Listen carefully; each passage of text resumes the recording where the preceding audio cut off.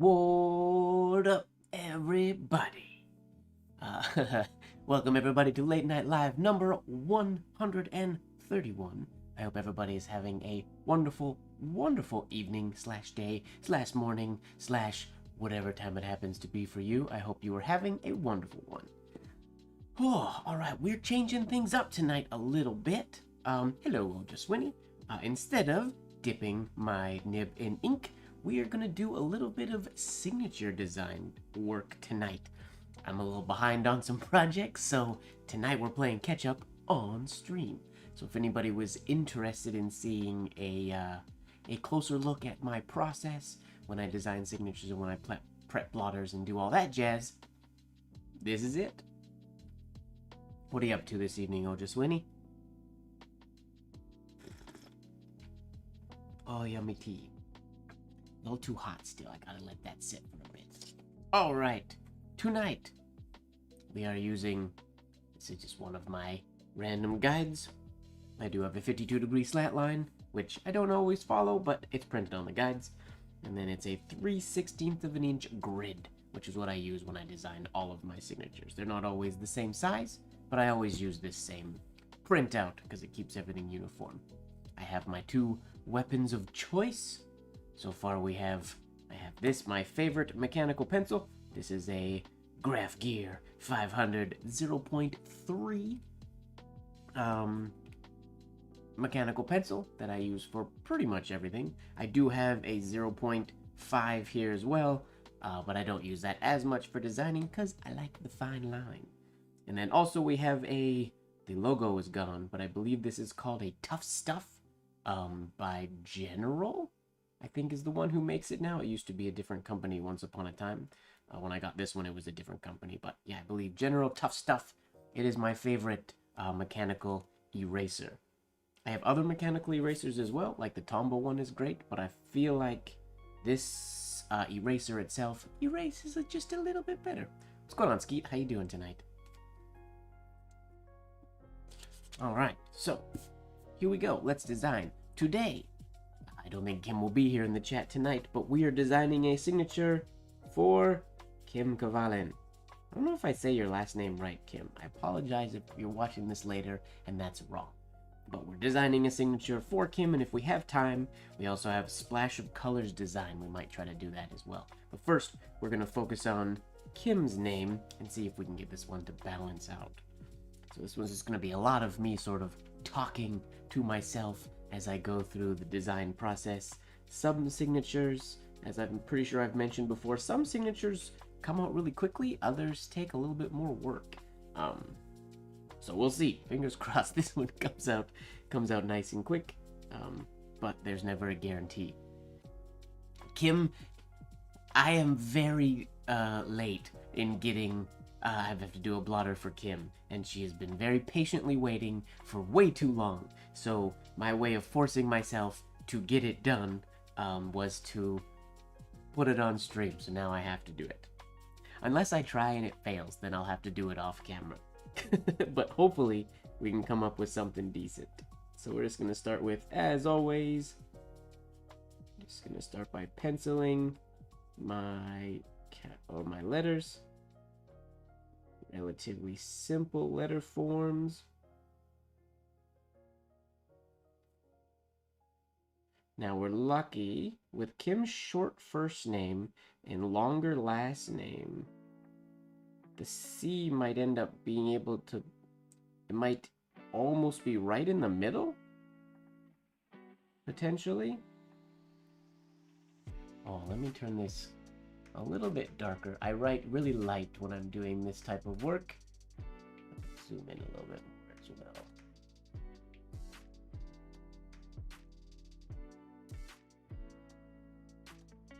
Is that okay?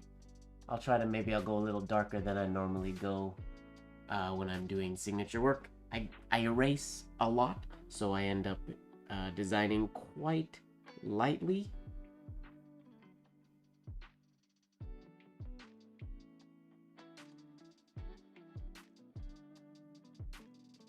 Okay, no, we're gonna have a little bit more space between the exit.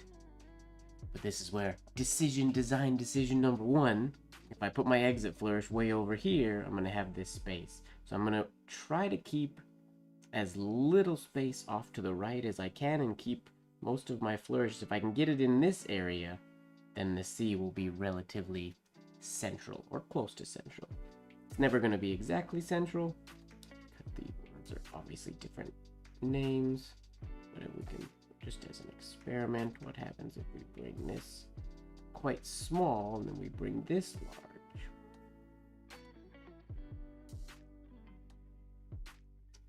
Something like that. I could do one of these types of designs for the C. It fills that space, but I don't know if I like that.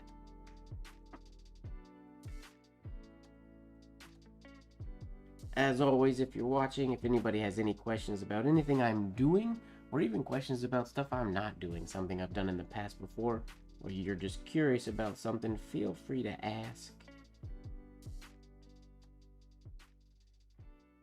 This is not a super targeted stream today. I'm gonna actually need a bigger eraser. I'm actually gonna push the C a little bit farther from the M.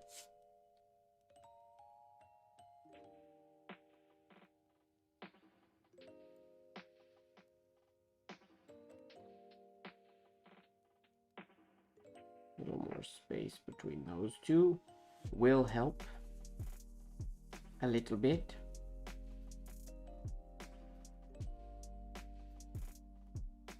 Maybe slightly tighter spacing on the last name.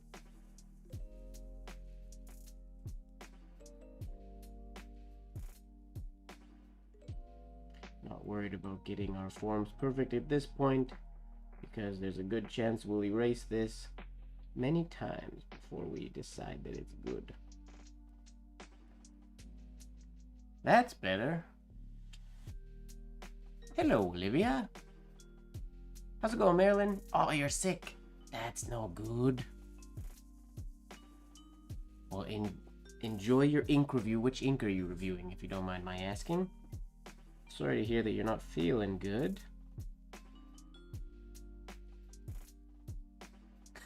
Yeah, this is basically, if you've ever taken my, well, if you took the Mont Blanc flourishing class last week, or if you have taken my signature design class, you're seeing that sort of in practice this week.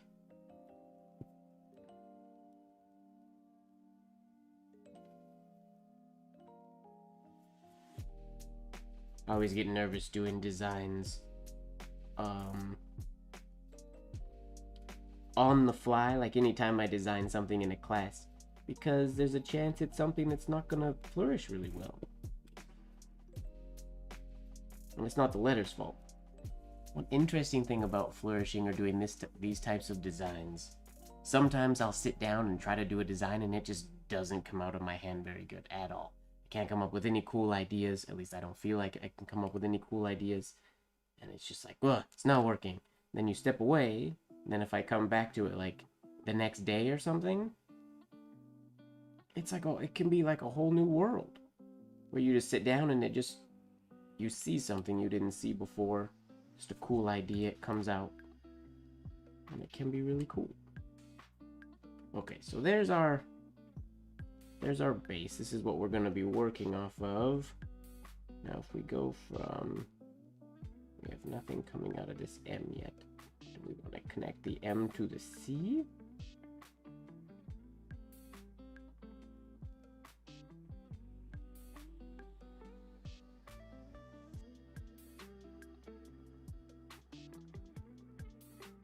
If I connect the M to the C, I get this little shape in here, which in a perfect world we could get that to be like right the very middle of our design, maybe. Fuchsia de Magellan, very nice.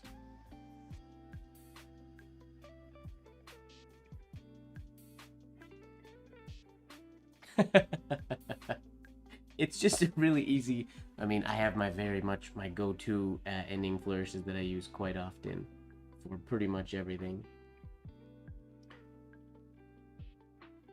I'm glad you enjoyed the Mont Blanc class.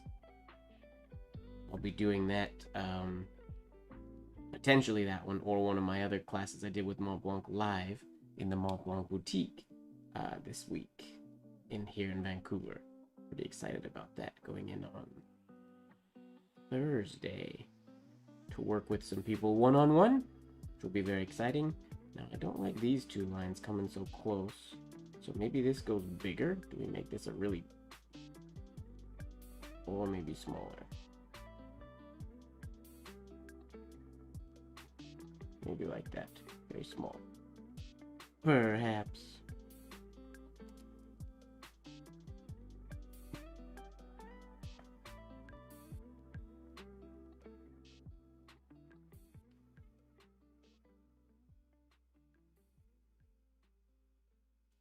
Ooh, Skeet, you hope you get one what? A blotter? A signature? A pen? The flourishing is just a two-parter. We just have one more part to go at the end of the month.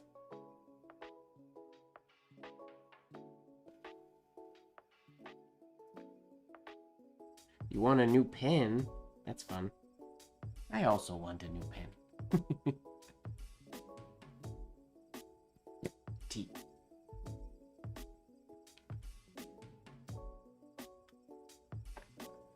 The whippin' nay or the down and through the pretzel. I like that they have names. Okay, now we gotta make this more fun. So now we gotta experiment a little bit.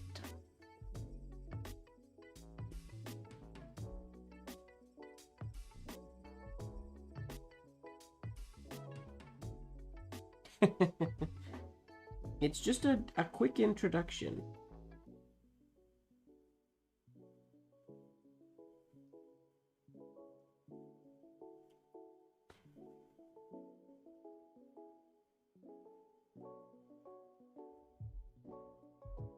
Actually, wait, before I do that.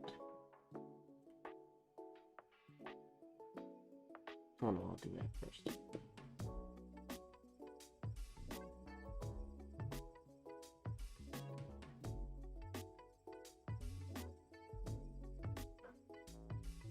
Hmm.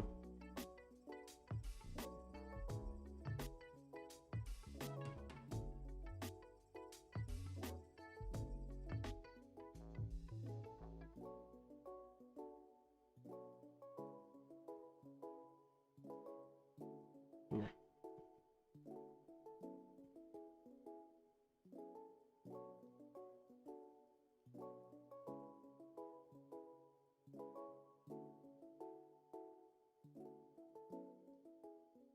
I need to get something out here.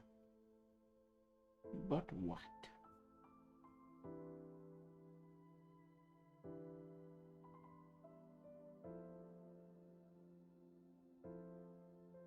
I mean, this can go there, but I don't like that that's one long oval on the bottom. Maybe this is not a very exciting stream. Hello, Lori. Wow, we haven't seen Lori in here in ages. Hello, Lurker Lori. Welcome, welcome. Ah, Skeet. Nice. Well, I will cross my fingers for you.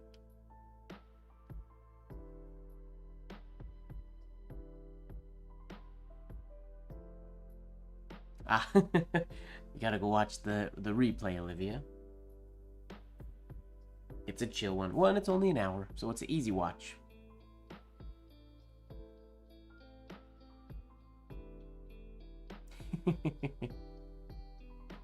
Happy to have you back for sure.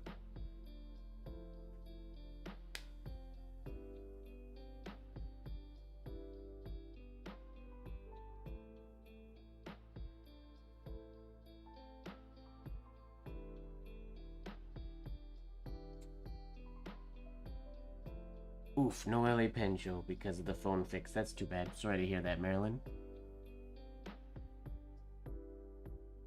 I have not put a link on the Discord, but I can. I can share. Well, James shared it on the Discord, actually.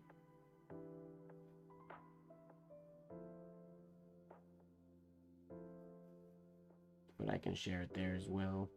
Maybe I can put it in resources, or I'll put it in the fountain pen page. Okay, what do we do from this K? What if I do something? What if we make this continue? Like this.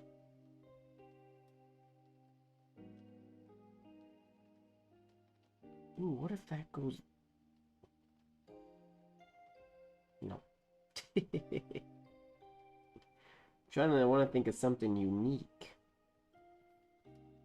Not just the boring old things. I like the idea of this going into a compound curve. Doing something like this.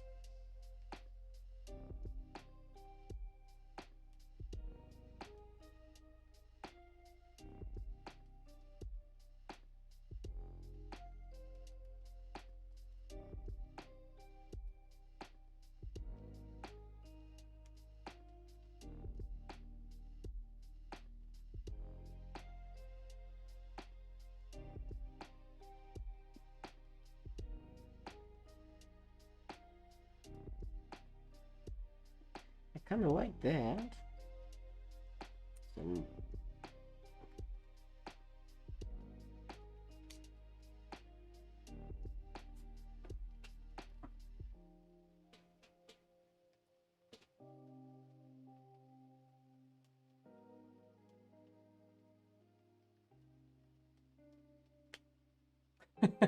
Well, don't worry about catching up. You just start fresh then. That works. No ketchup required. Is it weird for this hairline to just stop here?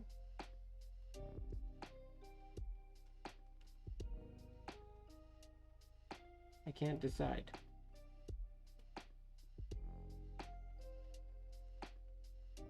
What do I have? Don't think I want... Oh, I kind of like that too.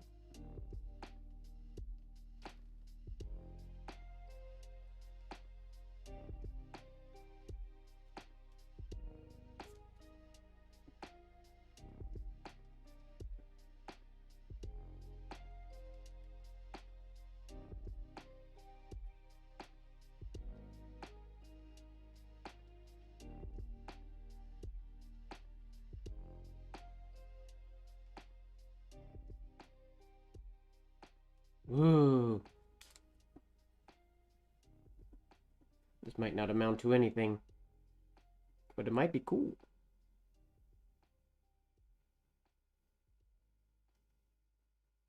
So long as it doesn't look too much just like a figure 8 right here.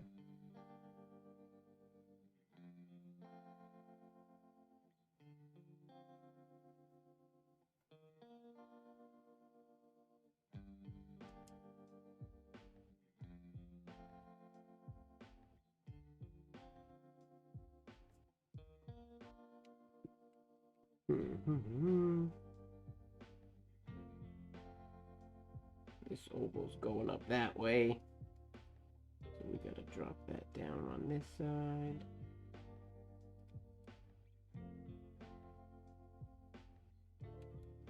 Make it a little longer.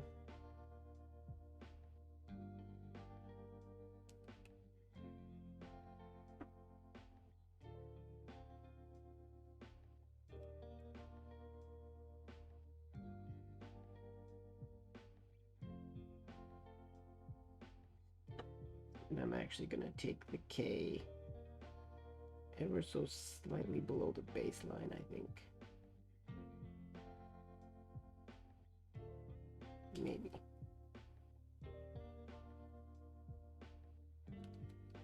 Maybe not. Maybe we'll just make this more abrupt. Sorry, I'm not looking at the chat as much as I normally do. at the moment. I will take more chat breaks in a second. Get this a little bit, this whole piece a little bit higher here, so that can sit on the baseline. Yeah, I was gonna pull a, I guess Motoraz does that sometimes. I do it with the capital S, but I rarely do it with something like the K. But that works. Everything has space then. That is a unique entry flourish, of which I've never done before.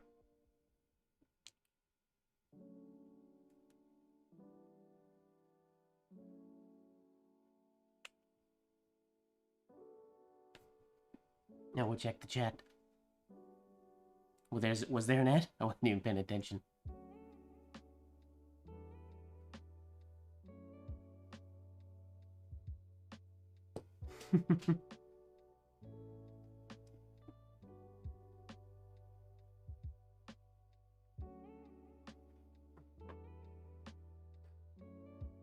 This is the fun. This is what I like about signature design, about this style of signature design.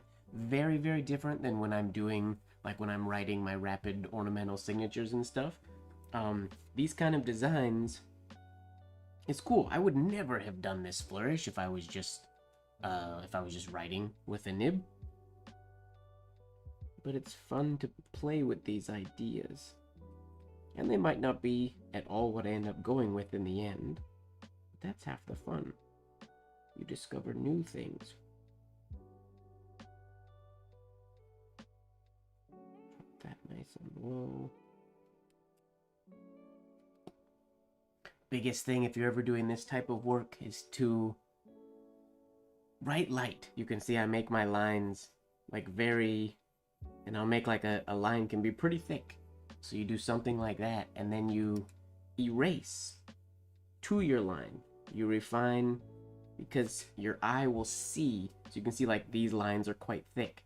So there, you make them thick, and then you sort of, you erase away the weight, which changes the rotation of the oval quite a bit. So that's how you can tweak them, rather than erasing and trying to draw a perfect oval. Nah. You erase to a perfect oval. There is no perfect, but you know what I mean.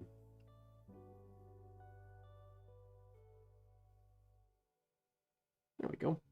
Alright, let's imagine we're gonna do that for now. Go here into the K. It'd be so fun if Kim was here right now.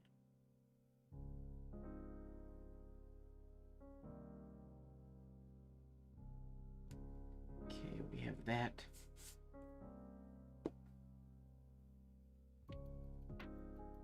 Now, in a perfect world, we would imagine this would be our... It makes sense for that to be a target for the center. So now, that's where the ruler comes out. Oh, I've never done it with this one. Yeah, you can use this one. I have a bigger version of this ruler that counts from 0 in the middle and counts out evenly. So it's just easy to know the center. But we can do it almost just as easily with this one. So if that's my center, just gonna mark a few points just as visual guides. Sorry, I know I'm off center from the camera for a moment. Just gonna mark inch marks and then a ½ inch on the end. So we are much farther on the... Oh, I need to go farther than that actually. Because we're already 1, 2 1/2. 2 1/2. Out from that little dude. Okay, so we got lots of space to play with on the right hand side. I was keeping this short, but then I brought this way long to the left, so now I can go way long to the right as well. Yeah, this one is handy. I enjoy it. I mean, I have many different shapes and sizes of rulers, but until my shelves are finished behind me, they're all sort of in boxes on the other side of my apartment, which is unhelpful. But this little guy gets the job done. What leather do I use? I usually use it's a kind of upholstery fabric is what I use. For this specific one, Kim wants a burgundy, so we're gonna use a burgundy leather. But you can see it's not super thick and it's nice and soft. That's an upholstery leather. And I believe we're doing rose gold foil on burgundy. Hello, consciousness. Wait, Cyril, correct? Right? It's been a while since I've seen you. I hope I got that right. Okay, so now let's make this ending flourish somewhat match. It's weird having the I realize how many different ways I hold the paper when I design signatures. It's a lot different than when I'm writing. When I'm writing, it's pretty much always at this angle, but it's weird designing and not moving. Alright, so if we just imagine these shapes that we kind of got created, we're not super worried about making a perfect mirror image, but it would be nice to make something that sort of balances that one. See if we can get something in here.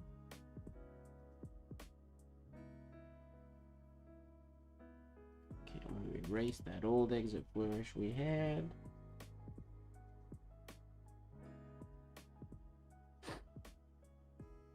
Because it's not going to serve us anymore.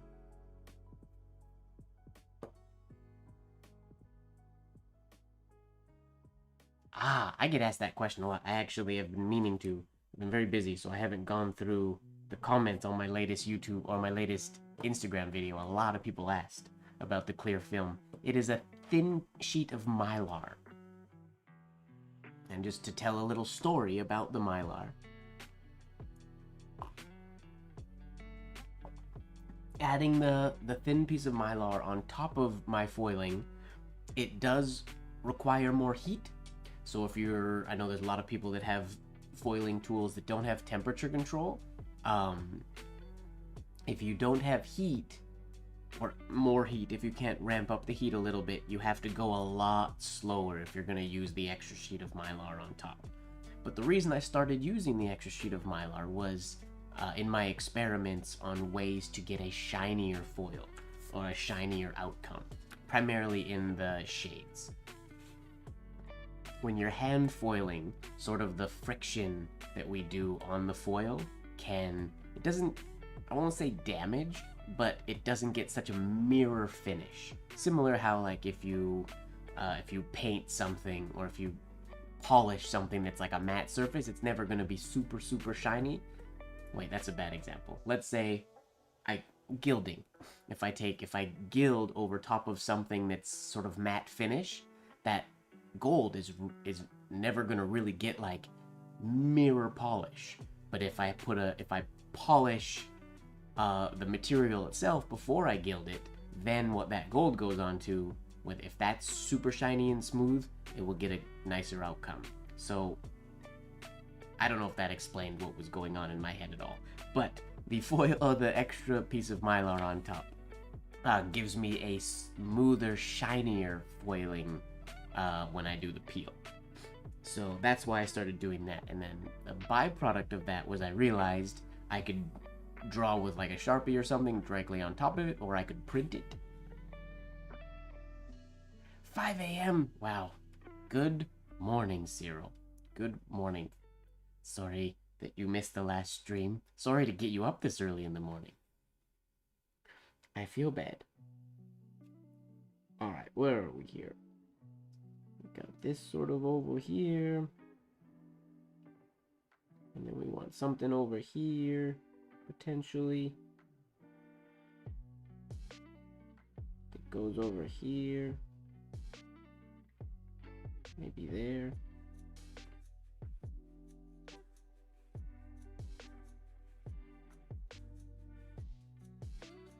And then ideally, I need something in this space, but I don't know what. Okay. Can we create an exit flourish that does all that? I think we can. Okay, what if we go way big over here? Make this into a compound curve? And this goes this way?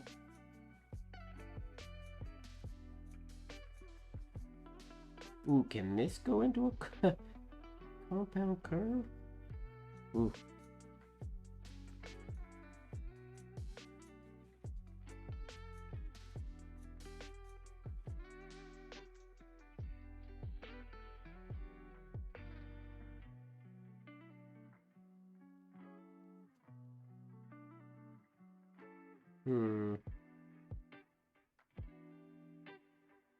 That's highly unusual.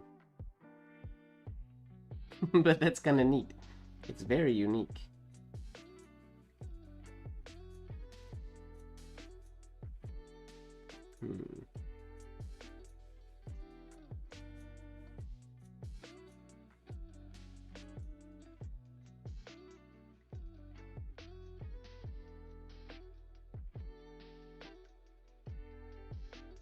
No.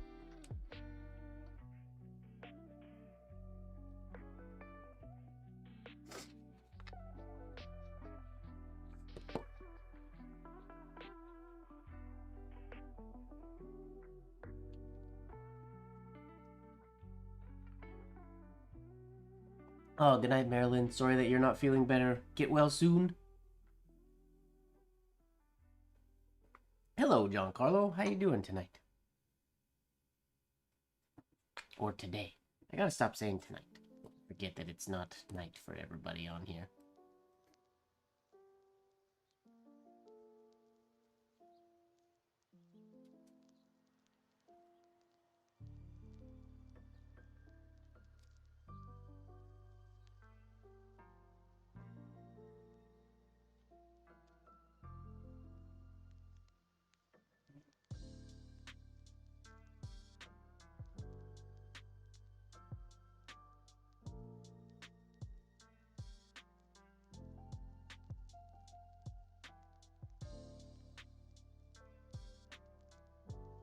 Ooh, I might like that more.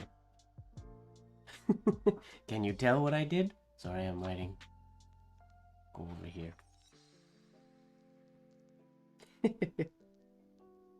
I gotta make sure I erase the right lines for the idea that I was just having.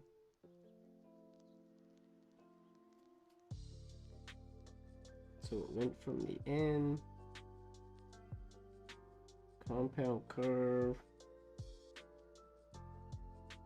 into another compound curve, way up here,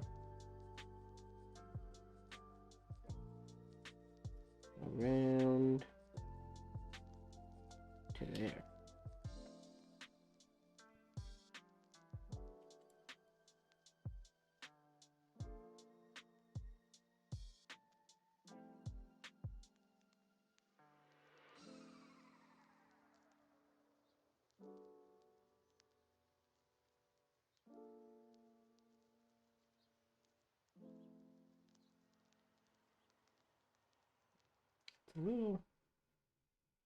I'm gonna make this a little bit not as low. Alright. If I make that not as low, I pull the end of my C not as low, which means it can go a little bit higher over here.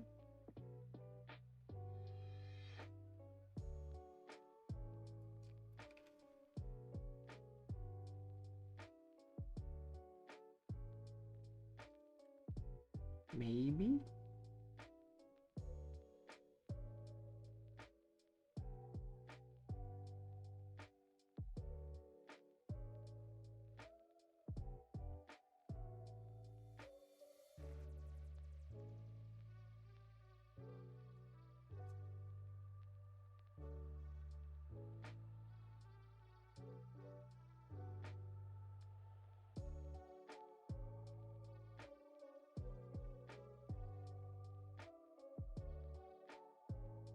I don't know if I like that little flourish off the C, but we'll leave it there for now.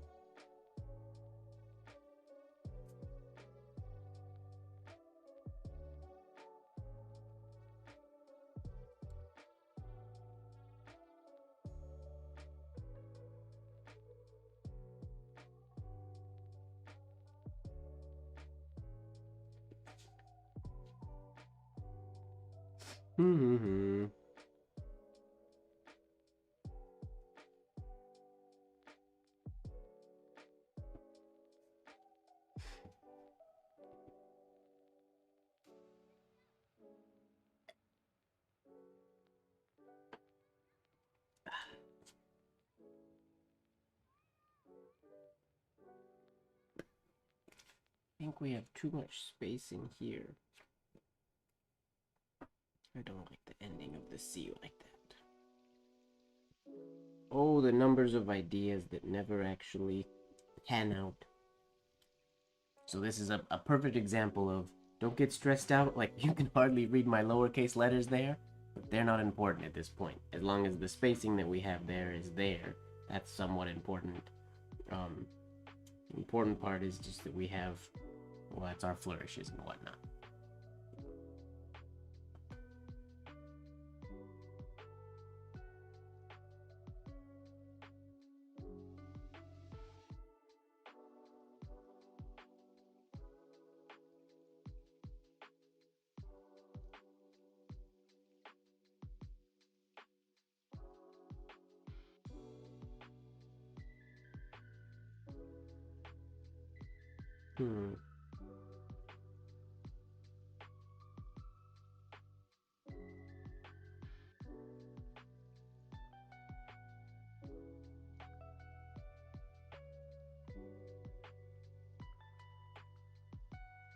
This is where we take a risk.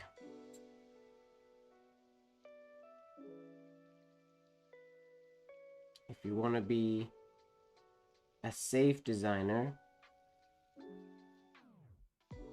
at this point, you would, and this is what a lot of people teach in like monogram classes and whatnot, is you make like a copy and then you modify off of that copy. But I tend to design just all in one spot until I have a finished design, and then if I don't like it, if I don't like what I sort of narrowed it down to, then I start again or try again. I kind of forgot the idea I had. Oh yeah.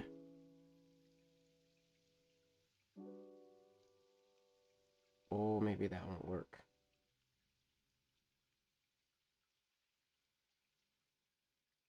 This gets super low.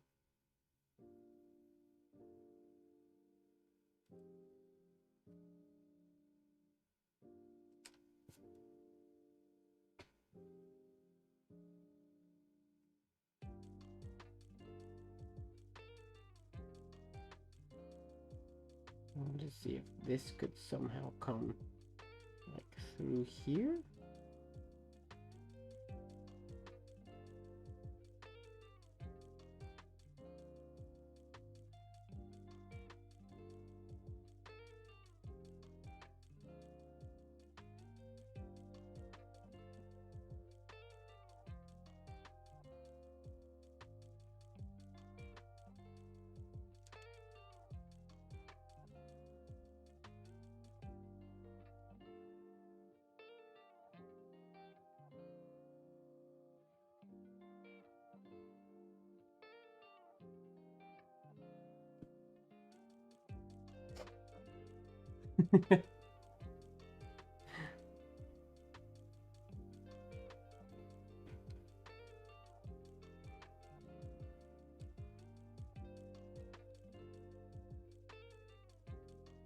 This is where new flourishes come from, where they are born.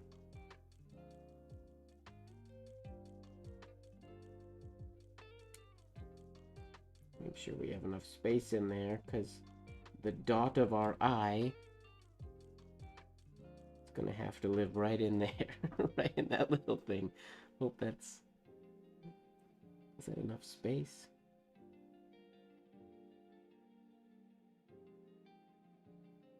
The metal end just right there.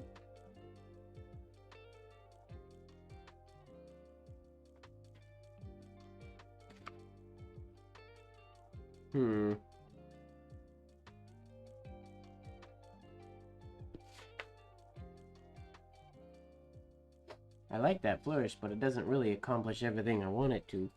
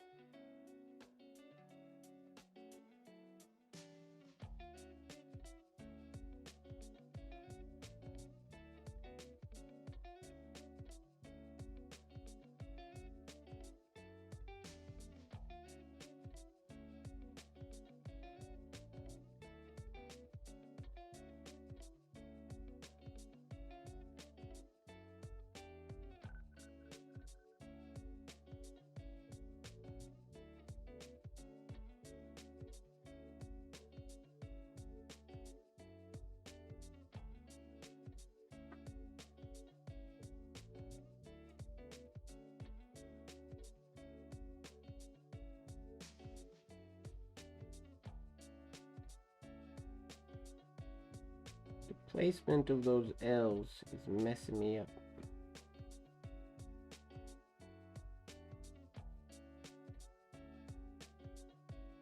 Because I want to bring this over into here, this little loop. But I can't because the L's are in the way.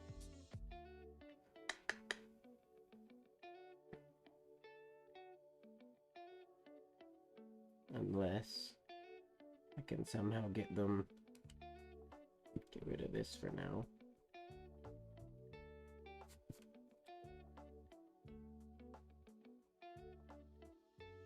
Can it somehow make it all the way through? That might be too much.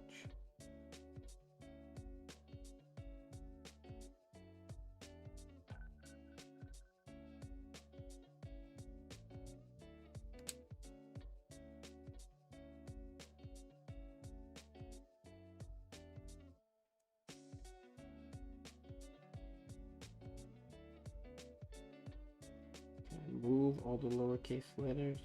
Ah, that doesn't work.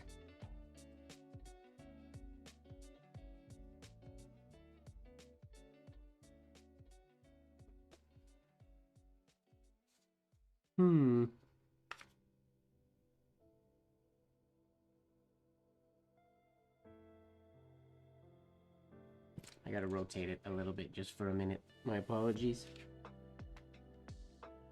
Just to look from a different angle what we got going on. Yeah, I can't make it all the way through. Darn it, that would be good.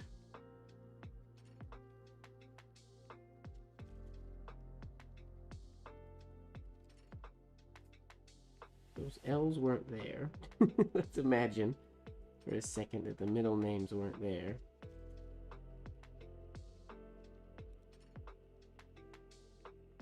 Then I could just bring this just to there. That's all I want. It's just another like 1/8 of an inch. Can I make that work?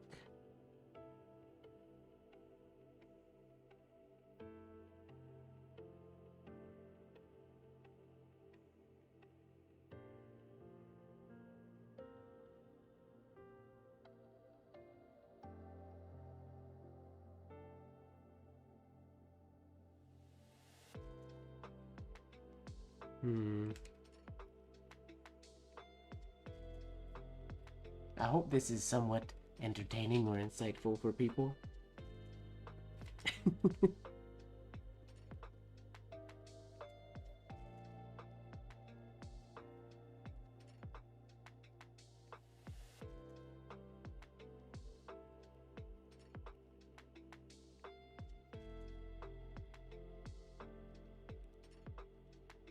That's what I want there.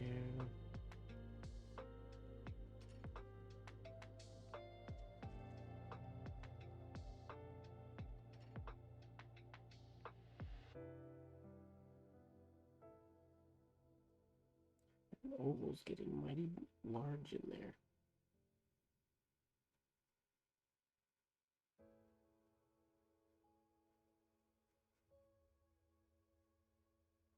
This might shorten that whole thing.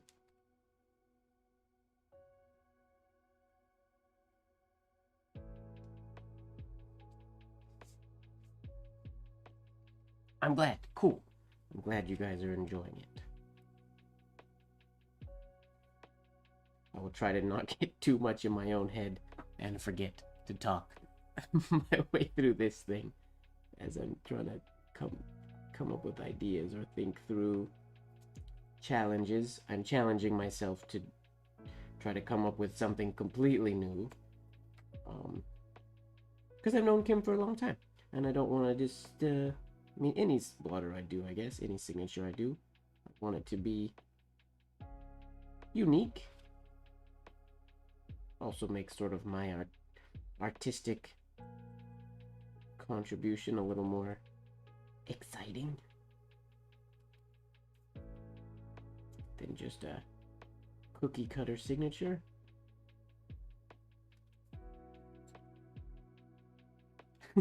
I messaged her earlier. What up, Shaq?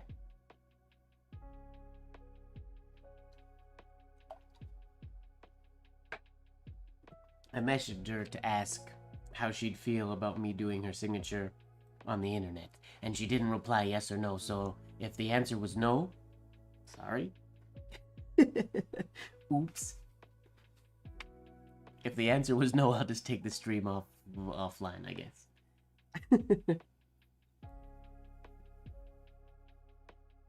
Okay, I think I like that. That we can also shorten this.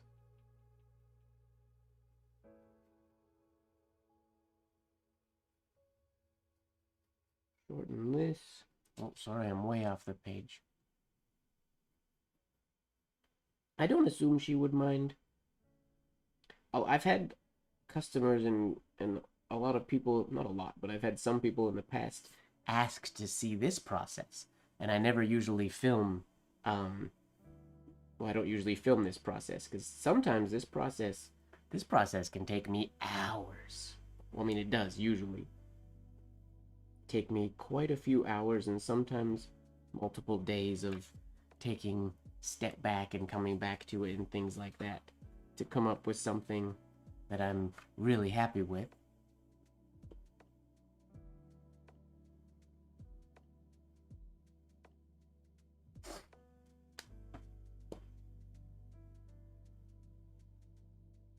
Cyril, the grid, I mean, it's not super important. I like designing on a grid just because, as you can see here, I gave myself little marks. It just allows me to, instead of just trusting my eyes for spacing, because it's not just a piece of writing, it's going on a blotter, I want it to be as sort of balanced as possible. And I like to not mirror, but I like to mirror shapes a little bit. So I like to design on a grid just because it helps me get my balance. But it's by no means a requirement.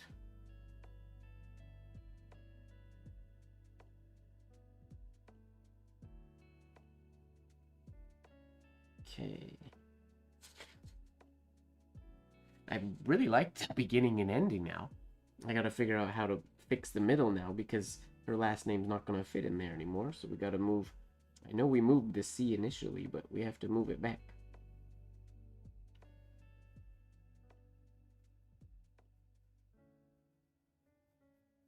Just a smidge.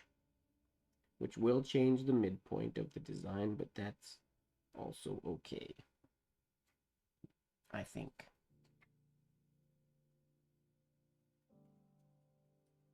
Yeah, I kind of feel like this is, like I said, this is a process people have asked for before.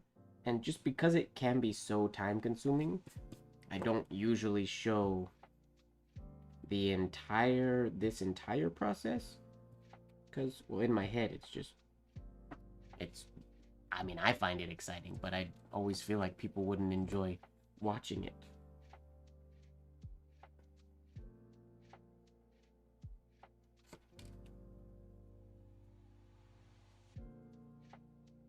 I get both of those L's now in there?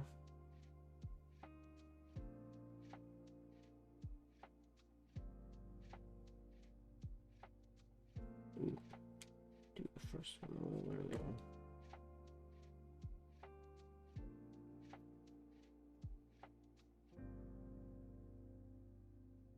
We can stretch that exit out a little bit longer. There we go. Okay, so my L, we fixed that issue. Not a huge fan of those two angles together, but we'll assess that later.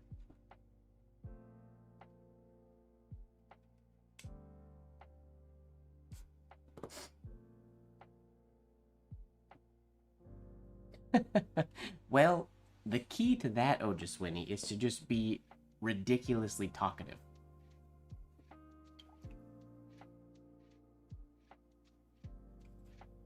It very much reminds me of, so I'll pause for a sec, of a story with an old roommate of mine, Tara.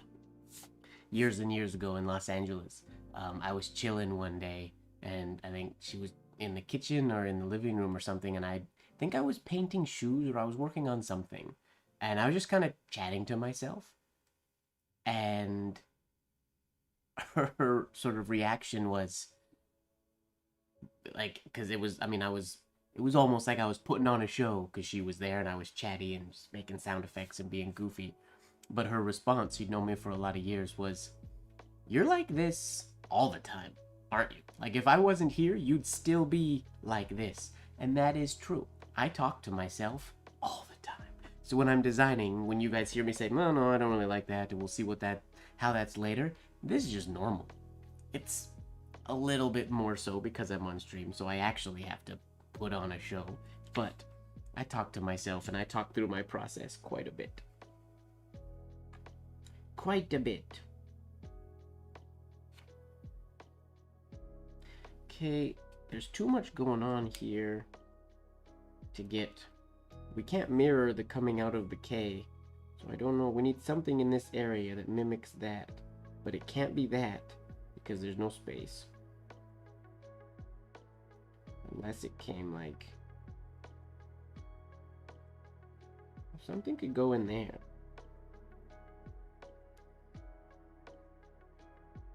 Could something go all the way around this? Is that too much?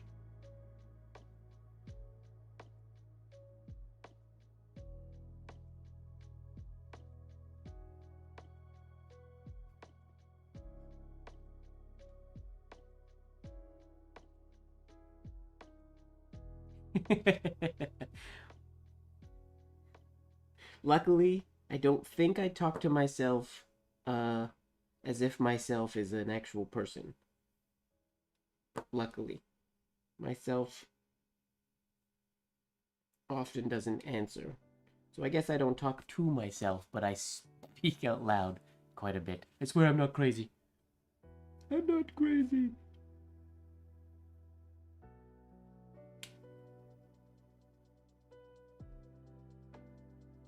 Okay, really digging this whole thing. That was very unexpected. Where does that even go? That's fun. I like that. I'm gonna use it. This is the cool thing. So now once you've designed that, I've never written that pattern. But yeah, I've never written that pattern before, but now I can.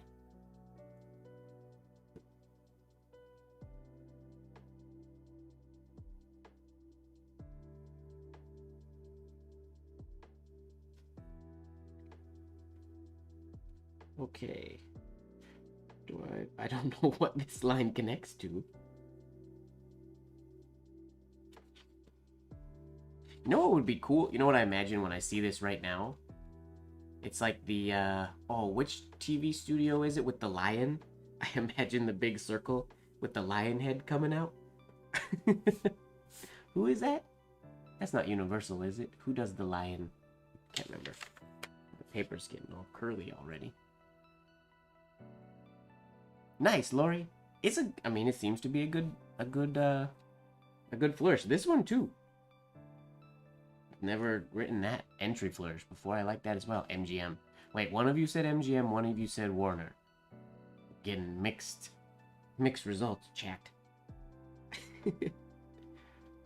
So maybe we have to reassess our C to do something.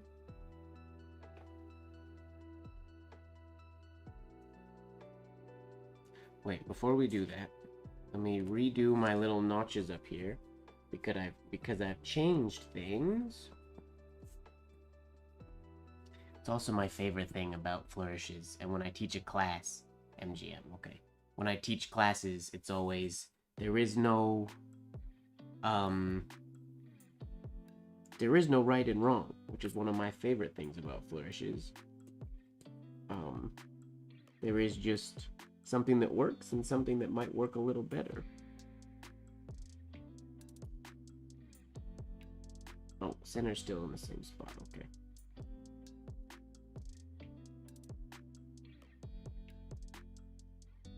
Give ourselves just inch marks.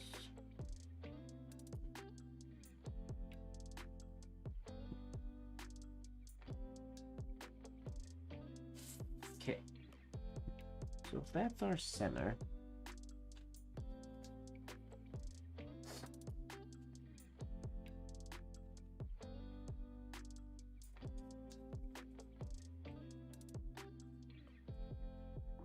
can we somehow do a big circle in the middle here? I don't know if it's possible with this one, but just because that's what's floating around in my head, I wonder if we can.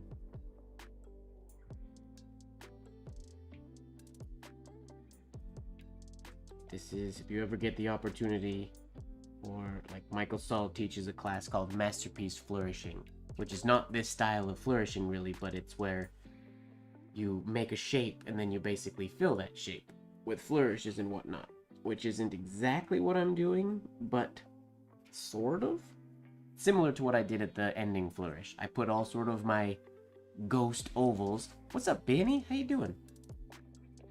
Put all the ghost ovals in here and then try to make them work very lightly, because you erase a lot. Okay, so obviously we realize the K doesn't work there, this doesn't work with that, with the line there, but I'm just curious, can we somehow shorten this a whole lot?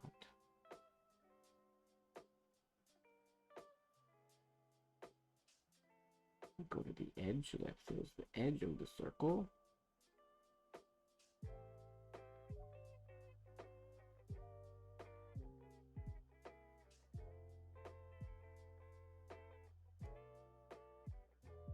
You might have to make the C larger in a bit. The shade there.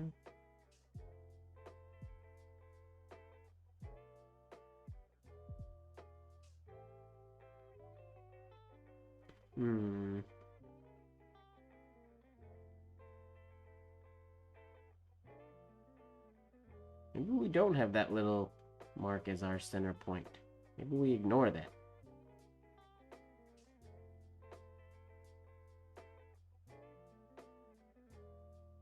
The C can't go straight into the circle because that'd be weird.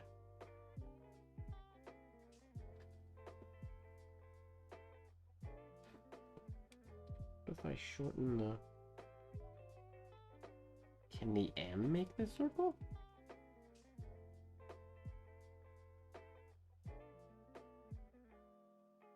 Can the M go from here? Is that weird? And make a whole circle?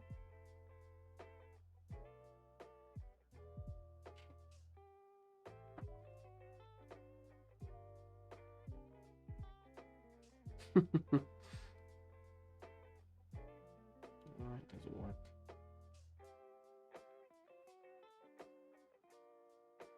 Because now that can't go into the C. That gets too droopy.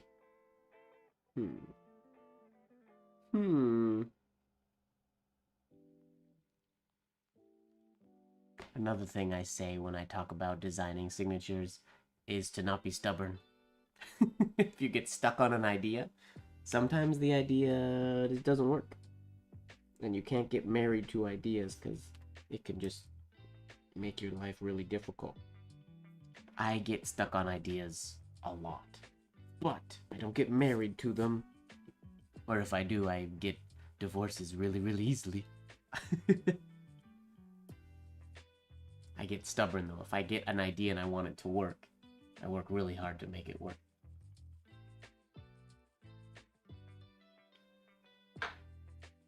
Okay.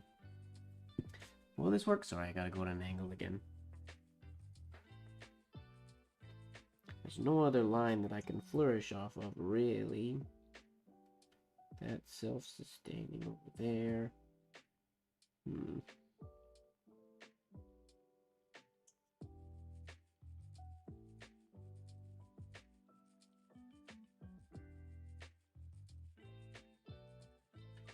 As this M does just a large half of the circle.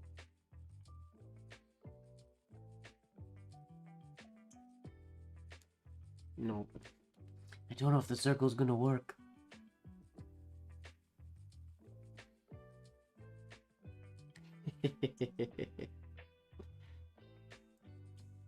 Yeah, but oh, just when it was fun while it lasted. With me and my ideas. We have a good time. It's not always a long time, but we have a good time.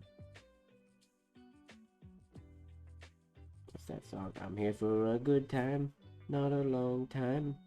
So have a good time. Ideas don't come every day. Okay, let's just erase everything.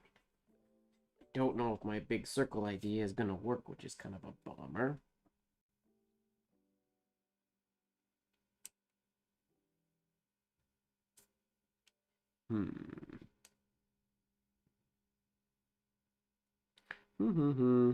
I like our starting and ending quite a bit.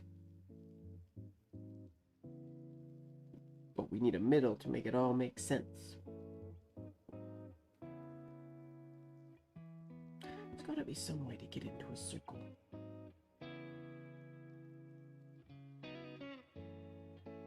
Kim's name was longer. I could bring it around here and then it could spiral into the circle. But it's so short.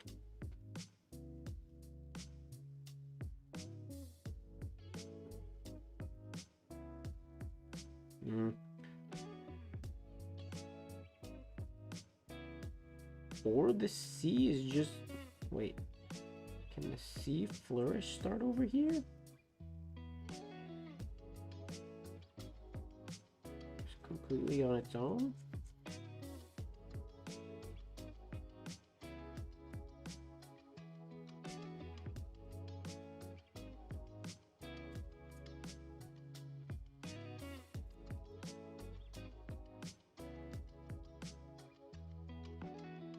Maybe a little bit of a smaller circle.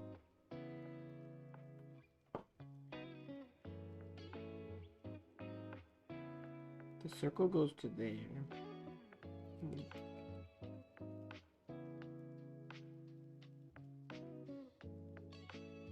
We bring the C.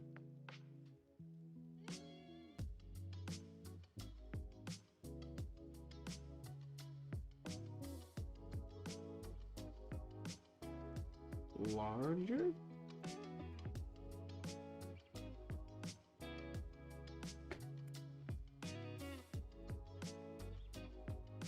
We'll worry about good forms later.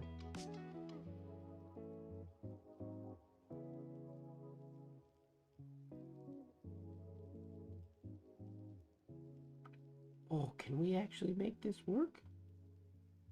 I mean, this is the idea I tried earlier, but it didn't work earlier. Why is it sort of working now?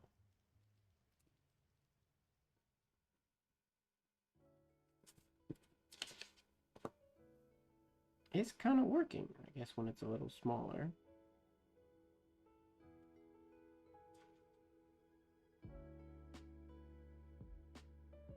The C does start with kind of a wonky entrance.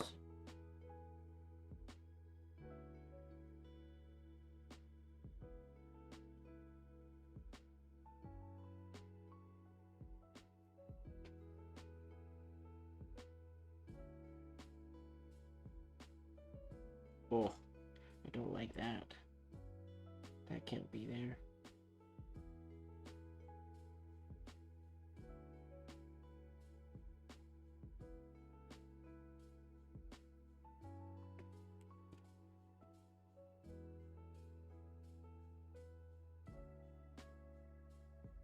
Wonder if there's other designers watching this video or in the future watching this replay, yelling at their screen, do this, do that. Suggestions and whatnot, which I probably wouldn't understand if somebody tried to explain them to me anyways. Explaining flourishing ideas is difficult. People have tried to explain flourish ideas to me before when I'm writing flourishes rapidly, and it's always quite amusing because it never makes sense.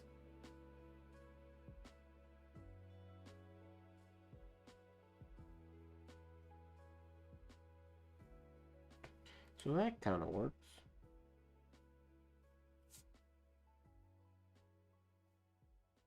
Still have this line that I don't know how it sort of connects to anything, but we'll cross that bridge when we get to it. Nope. Where do we want that spacing to be? A, B inside, A inside. Is this L gonna be all the way out? Nope, can't do that.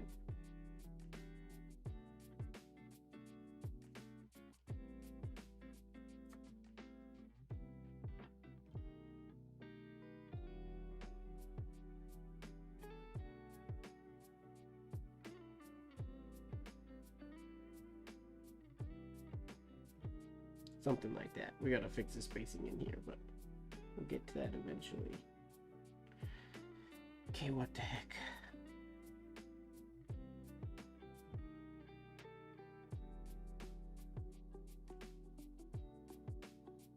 Make this a little bigger. Sorry, I'm in a very weird angle. I realized I should have set the camera at a different angle for tonight. I don't design the same angle that I write, obviously. Didn't realize that. This requires my neck to be super kinked.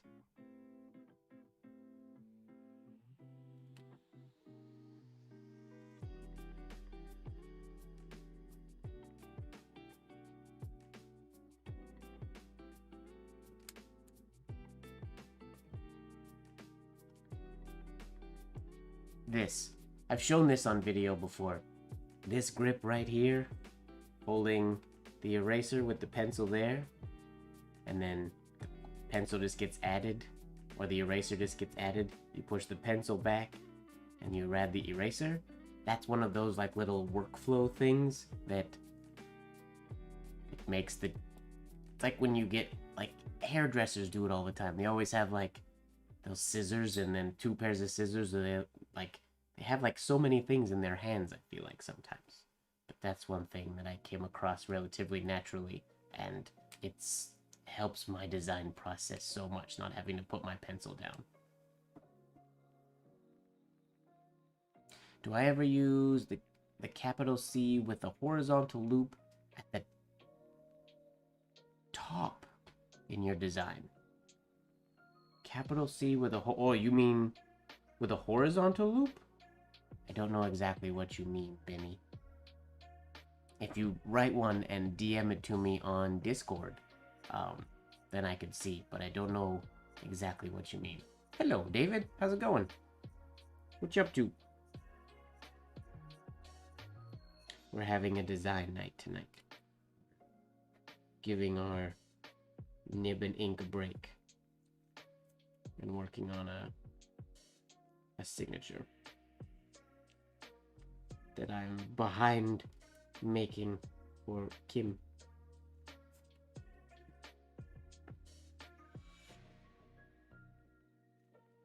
Okay.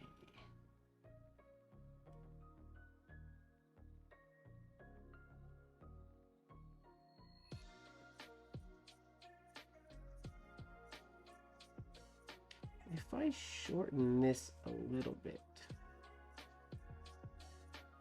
just a smidge, not too much, then this first L can be all the way on the outside.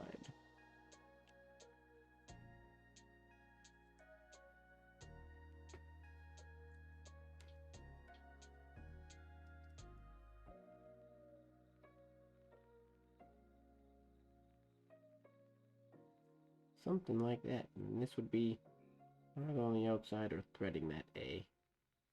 Not sure which yet.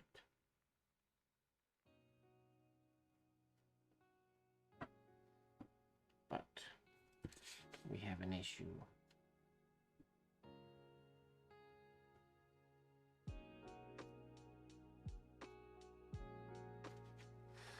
Not a fan of this line up here.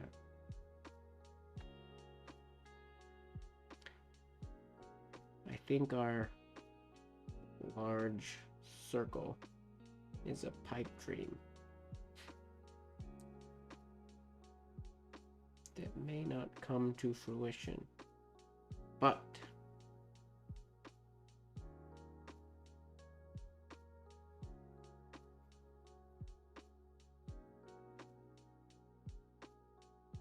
that gets us connected to that little guy that we needed to find a connection to at some point.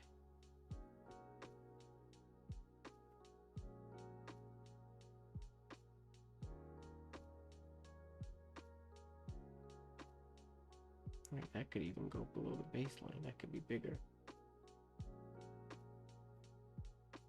Perhaps.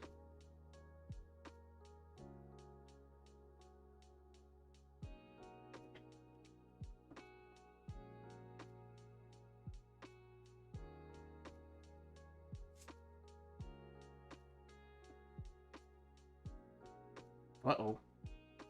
Your internet doesn't like my feed very much, David. I'm coming to understand.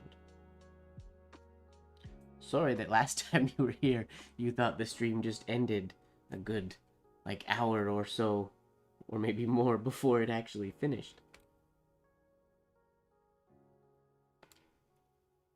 Oh, how fun that if we do this way, our eye, we could get this little triangle in here. Our eye can be dotted right in the middle of that triangle. That's kind of neat.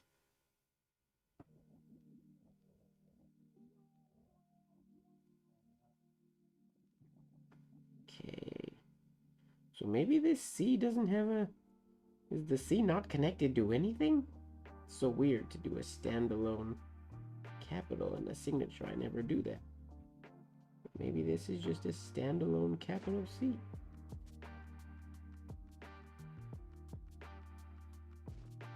Make it a little bit smaller now. It doesn't have to be as big if we're not doing that big circle.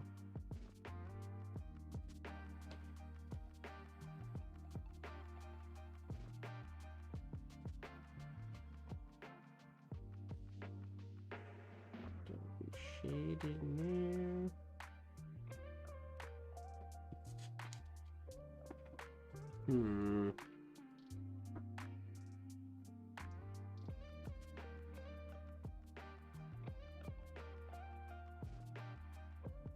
Take the K all the way into that a little bit. Perhaps. That works.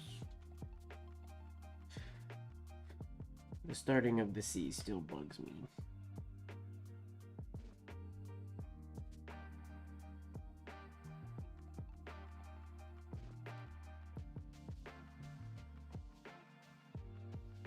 Don't like this going and being so short on this side, I don't think.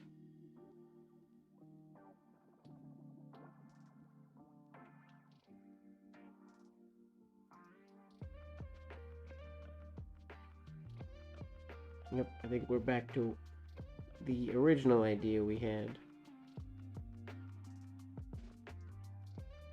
for the C.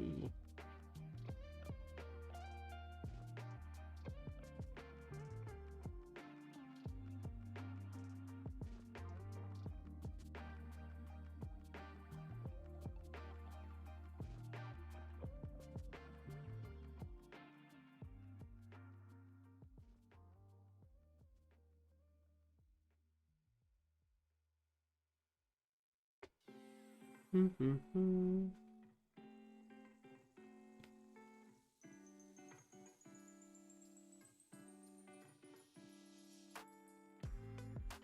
means the M isn't going to be how we get to that. So how are we going to get to that?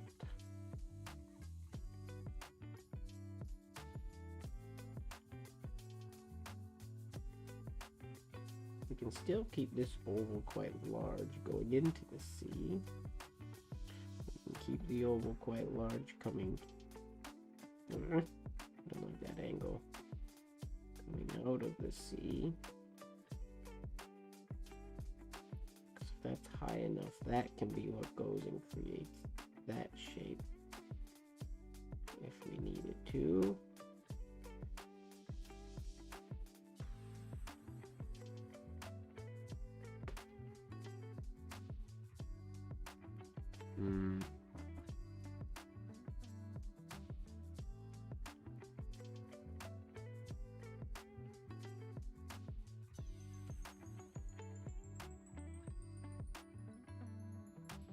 Capital C's, man. Making my life difficult today. Kim, we just might have to change your last name.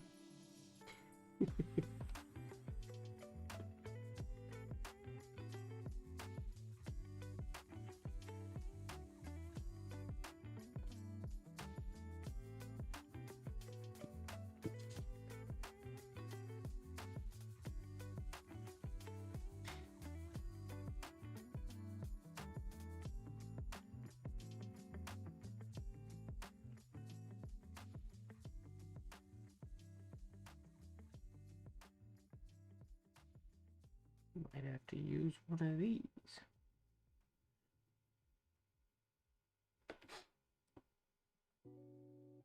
A little too flat.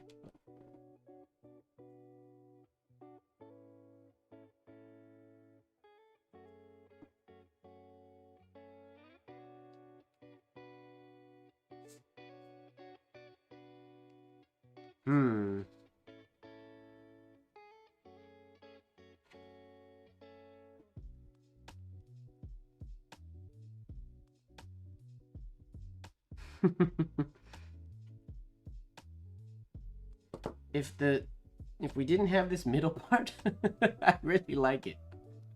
I don't want to change anything on the ends. I'm super stoked with these because they're so unique. They're cool. I like those two flourishes because they're basically mirrors, but they're completely different structurally. So I really like them. But this middle is stressing me out.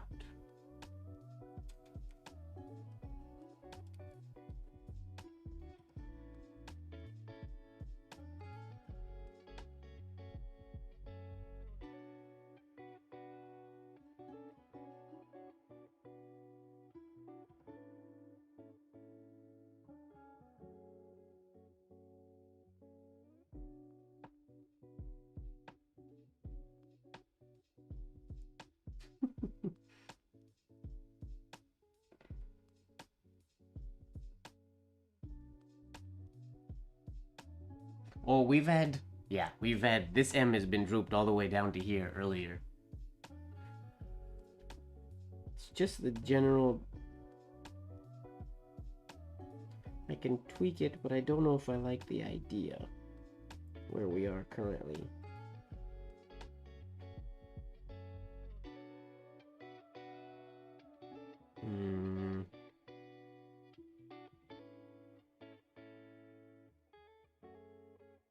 Just trying to figure out, like, how can I... What if we make that super small?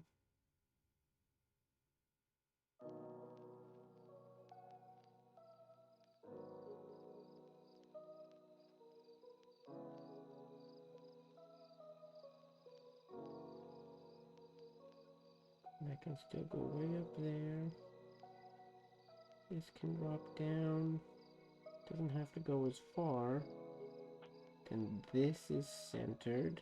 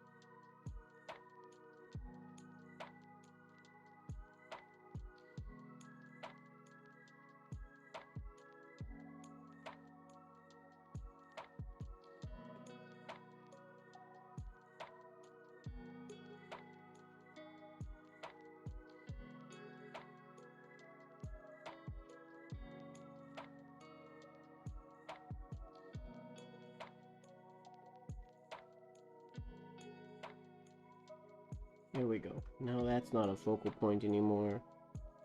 That's not so... Now...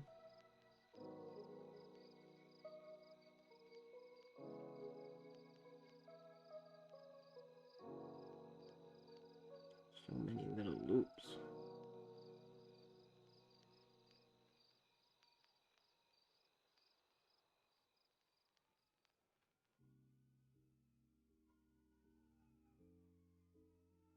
Is this just a simple one of these? Just to give me that shape? Seems like a cop-out, but...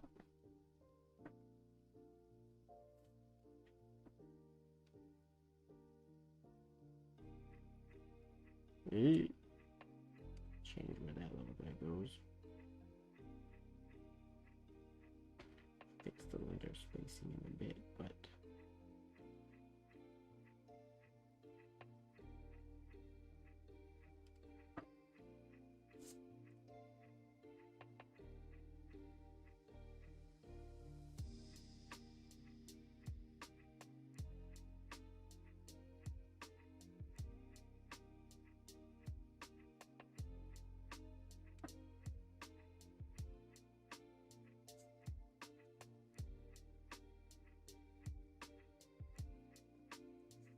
Curious.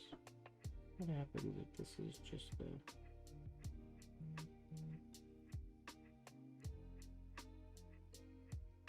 Still hooked, but not as much. What if we parry this? Same compound curve that's on the K.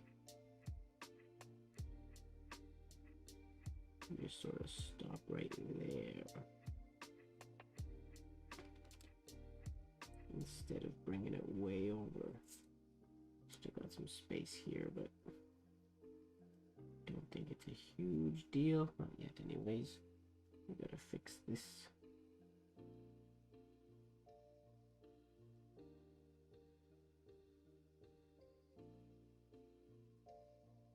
This has to go through there more.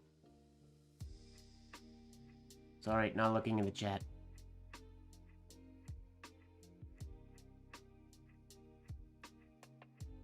Oh, I don't think my Spotify top 3 would give good top artists or tracks, because my Spotify is all kinds of messed up. Because I listen to, well, with my streaming, I listen to so much of this station, which is Stream Beats by what's his name? Can't remember his name. Stream Beats by... What the heck? Where is it? These songs should say who created them. Give me the info. Oh, Harris Heller is his name. He creates just a bunch of playlists and music that are good for streamers, that are on Spotify. So I listen to this a ton when I'm streaming and whatnot, so that's in there. And then I listen to Critical Role, who play Dungeons and Dragons. I listen to them on Spotify as well. So, and then I listen to music for like my tap classes. I rarely actually listen to just music on Spotify. Pretty much never. When I'm not streaming, I love music. But when I'm not choreographing dance or like streaming and it's background music, there's never music playing in my home.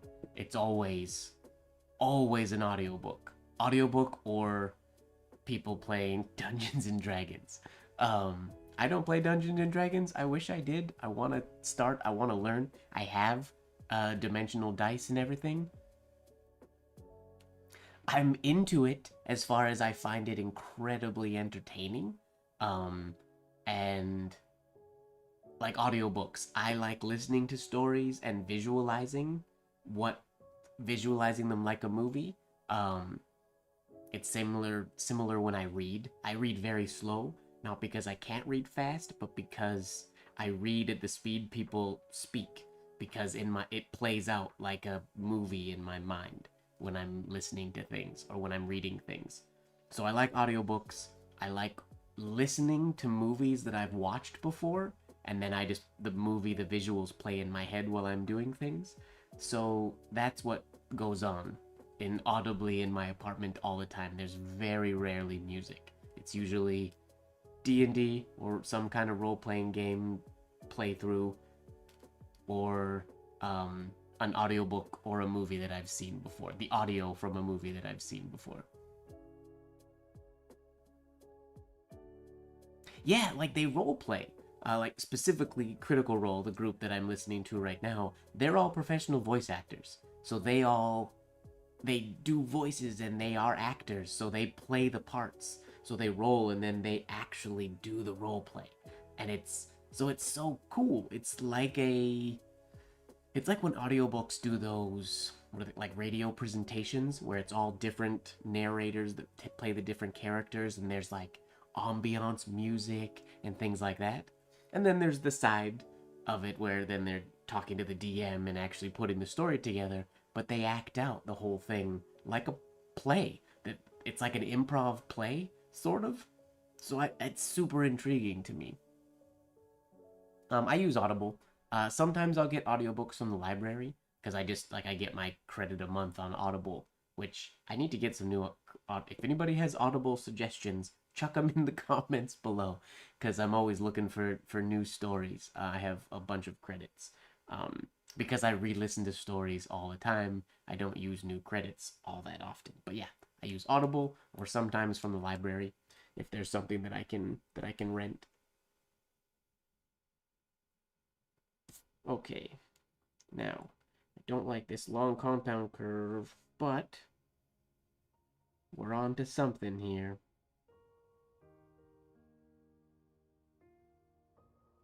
Oh, what if this...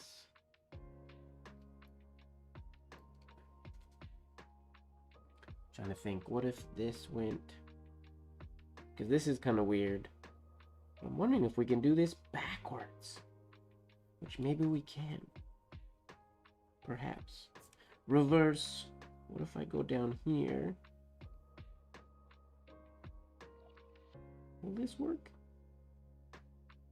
Cut through the A to change the shape of this exit of the C, but we can do that eventually. We can refine that in a bit. If I cut the A... I guess to properly answer your question though, David, my favorite artists of the year, Spotify wouldn't show it, but AJR have been my favorite people to listen to and whatnot this year. AJR is a band, a group of brothers that play a really fun style of music.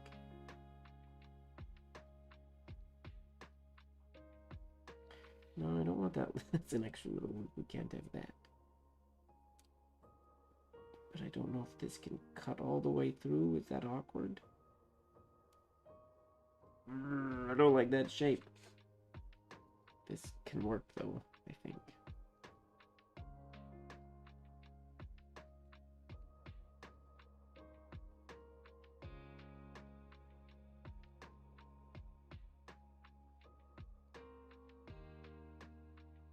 No, we can't compound curve that way.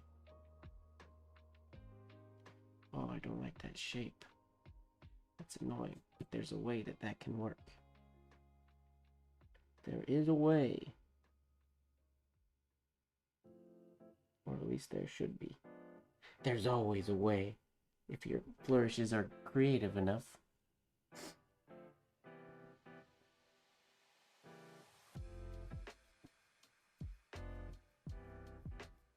Non-fiction. I don't listen to very much non-fiction. I live in a fantasy world.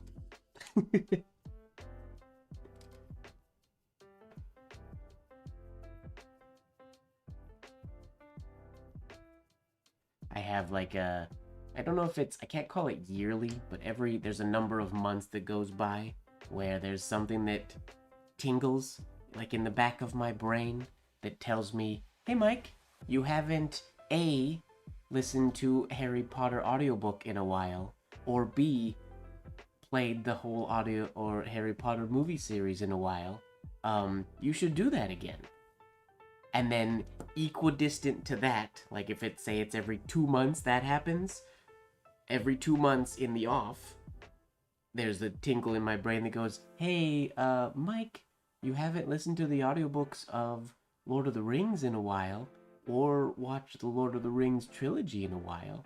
So it kind of goes like, it's not an actual pattern, but it'll go like Harry Potter book, audiobooks, and then like Lord of the Rings movies, Harry Potter movies, maybe Harry Potter book again, Lord of the Ring audiobook, Lord of the Rings movies. It kind of, that intersperses between all the other media, and that just goes, and it takes about probably like a week of just listening when I'm at home to get through either the movie series or the book series. I feel like they're pretty similar, but yeah, that happens relatively often. And I haven't listened to either in a very long time, or watched either in a very long time, which is weird for me.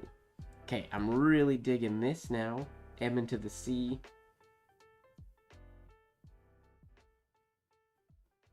The exit of the K. We're gonna make just longer.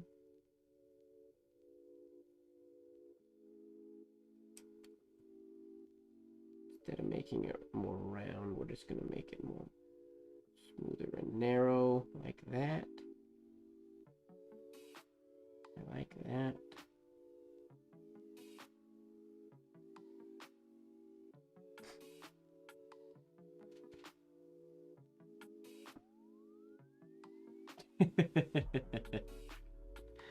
Oh, Lord of the Rings is so good.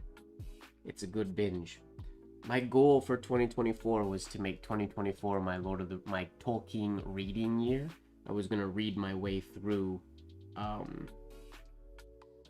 many of the Tolkien books, like not just the Lord of the Rings and the Hobbit, but obviously the Silmarillion, but then like Unfinished Tales, Tales from the Perilous Realm, Nature of Middle-earth. There's many books that are beyond the Lord of the Rings. And I have the physical hardcover books, but have I ever read them? Well, Lord of the Rings and The Hobbit, yes, but I haven't read any of the others. I've listened to audio renditions of the others, but never all the books. So, one of these days, it was gonna be 2024, but 2024 has been too busy. So, maybe 2025. Okay, be clever. What does Winnie the Pooh do? Think. We need a cool idea. I really thought the idea that I had was gonna work, and it didn't. It's time, you think, Lori? It's time to dive in? Oh, I'm out of tea. I finished my tea. I didn't even realize. I never finish my tea on stream. That's such a shame.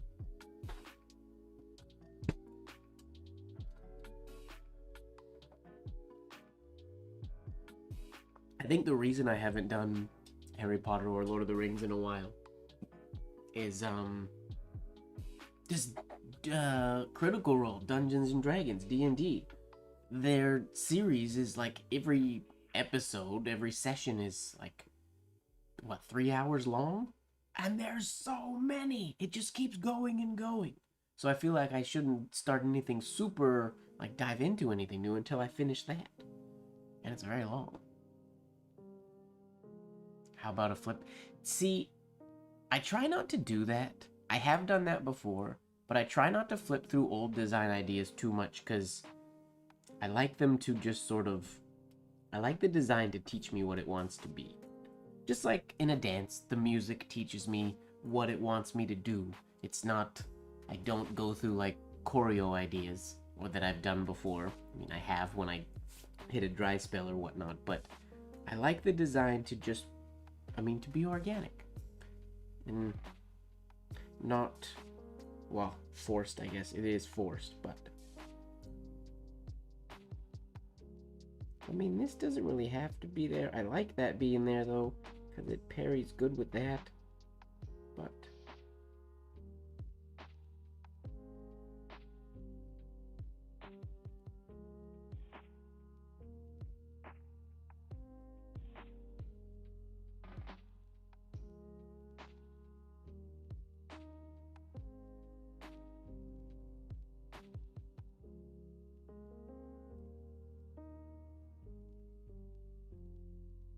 I can't shake that I thought this was gonna work.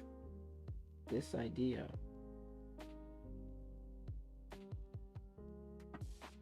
What else do I do when I get stuck? I stop. I'll take a break. I'll start working on something else and then come back to it.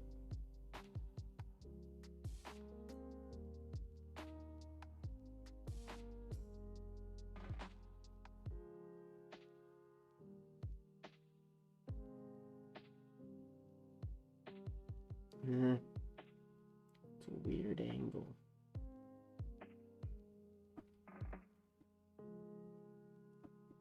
Makes the ovals too strange.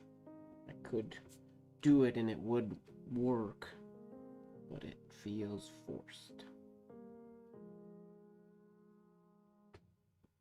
Can I flourish off of anything else?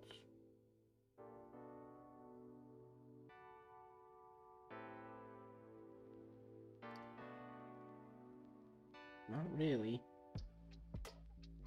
Ooh, I don't think I remember this song. This is groovy.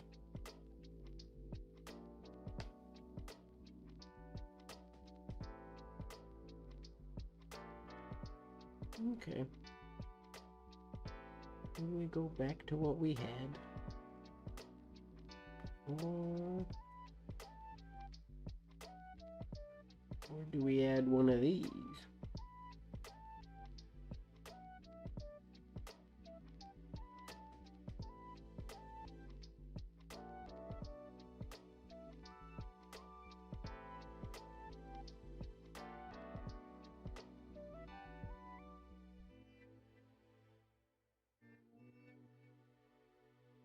This is maybe a good idea.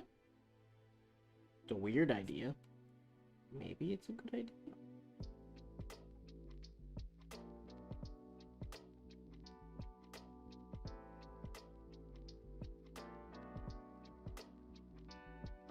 The K's up here, so we can afford to have something come a little higher.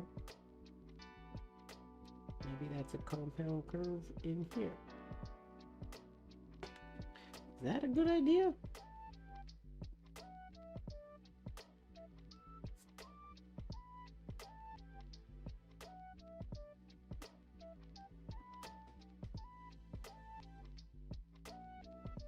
The entry stroke of the... Eventually, you mean making this the same as this?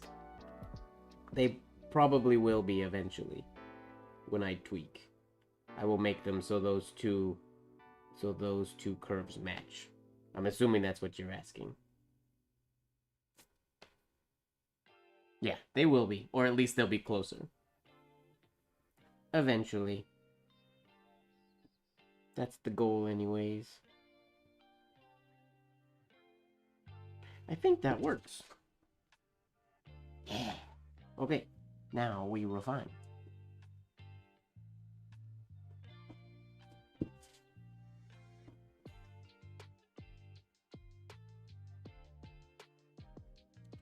Shorten up. Sorry, I'm at an angle again. Is it bugging your OCD? No, there's a lot of, there will always be a lot of oval things that need to be, ovals and angles that need to be tweaked. But they kind of get ignored until it's refining time. Once I set the design, then I refine the design, and that's when all that stuff gets addressed. And it's interesting, you'd assume the design or the refining time would be pretty quick. It takes a long time to refine a design. Once the design is, like if I decided this was it, we're good. It's a good other, I mean, it's a long time still to go before the whole thing is finished. To get the ovals and everything, the shapes that I want.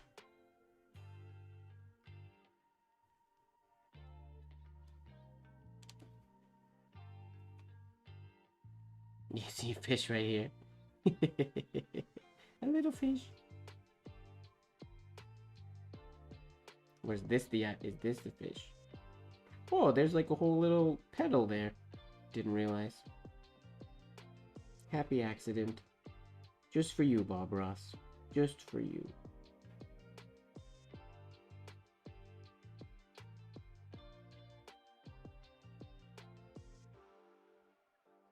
Okay, we're gonna take this that way. And it goes up and over.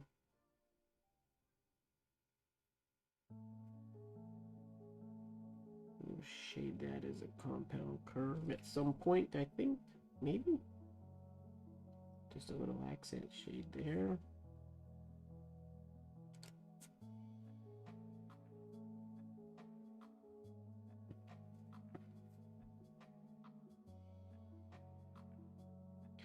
So this has to drop not quite as low.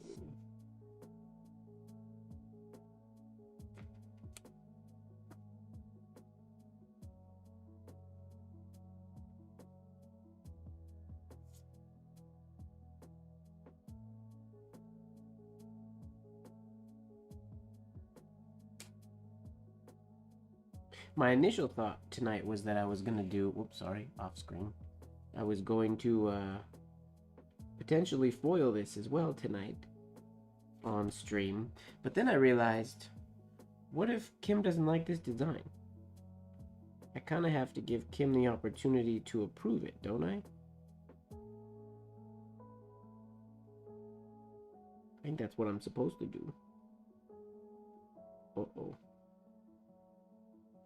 Okay.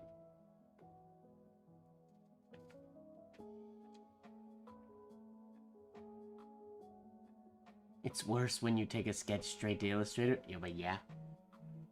That is true.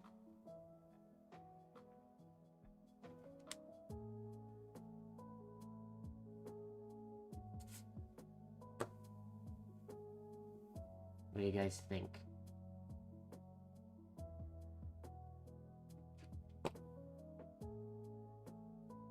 My phone. Oh, Benny sent me a message. Sorry, Benny.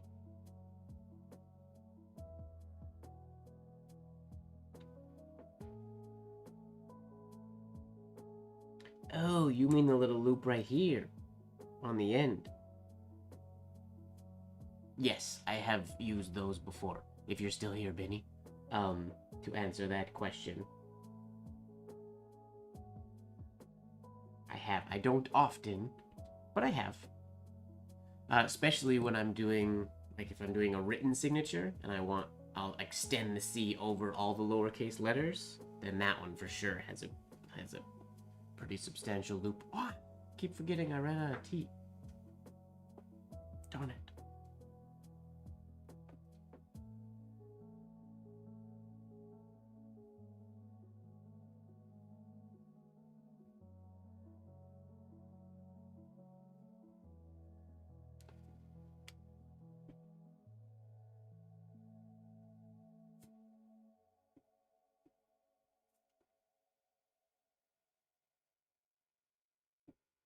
I hope so.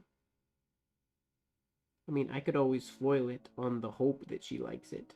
And then if she doesn't, I'll just have to do another one.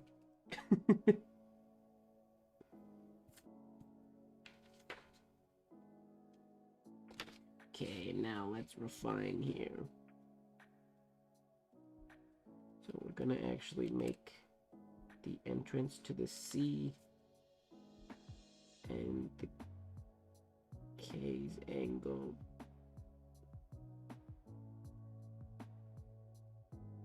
Just a tiny little oval. We don't want a big oval up there. But we are going to put a little loop up there because there's a little loop down here. So they'll parry each other a little bit.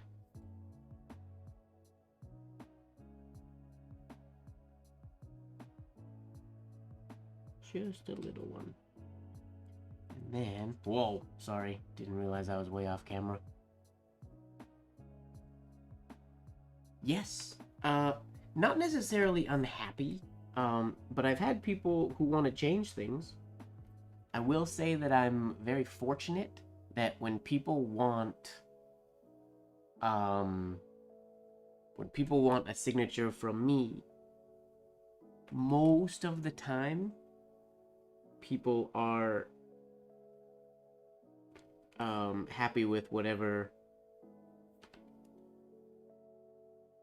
I come up with. I'm always blown away by tattooed artists and designers and whatnot who will do like 15 versions of a design. I don't really work that way. I do one. As you can see, I erase over top of the same one until it looks exactly like how I want it to look. And if the person doesn't like it, then I do another one. Basically, because I can't change one thing without the rest of the design not working.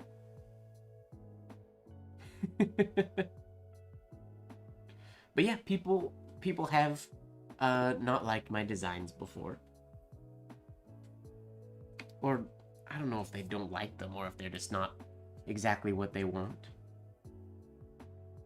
Usually when that happens, like, I would anticipate if there's something about this that Kim potentially doesn't like, is not everybody's a fan of the C's or S's that have like the compound curves in the middle or that have the hook on top. Not everybody likes those. And that's all right. I like them, but not everybody's a fan. So that's something sometimes what people will want changed. I'm gonna make this a little bit higher to make the K look a little bit bigger and to give us space from this oval.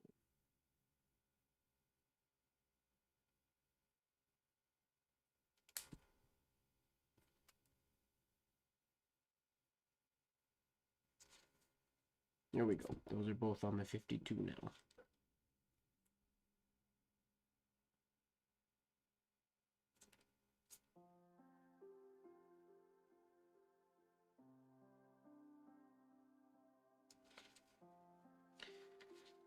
Okay.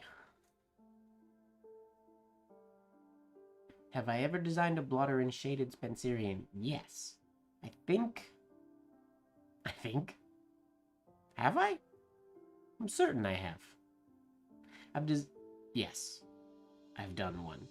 It was sort of I wouldn't say it was exactly shaded Spencerian, but it was like a very much a freeform round hand Moderaz script-esque style. I don't think it was by the book shaded Spencerian because the ratios and whatnot were off or different.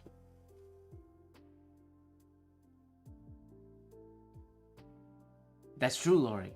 And that's why I say I feel very fortunate that, like, I've heard designer artist friends of mine who have a horrible time or just like it's going back and forth with clients and things like that. And I've been very fortunate. I mean, I don't do a ton of work, so I don't have a ton of clients or customers, but for the most part, when somebody comes to me wanting one of my signatures, whatever comes out of my hand, they're usually happy with.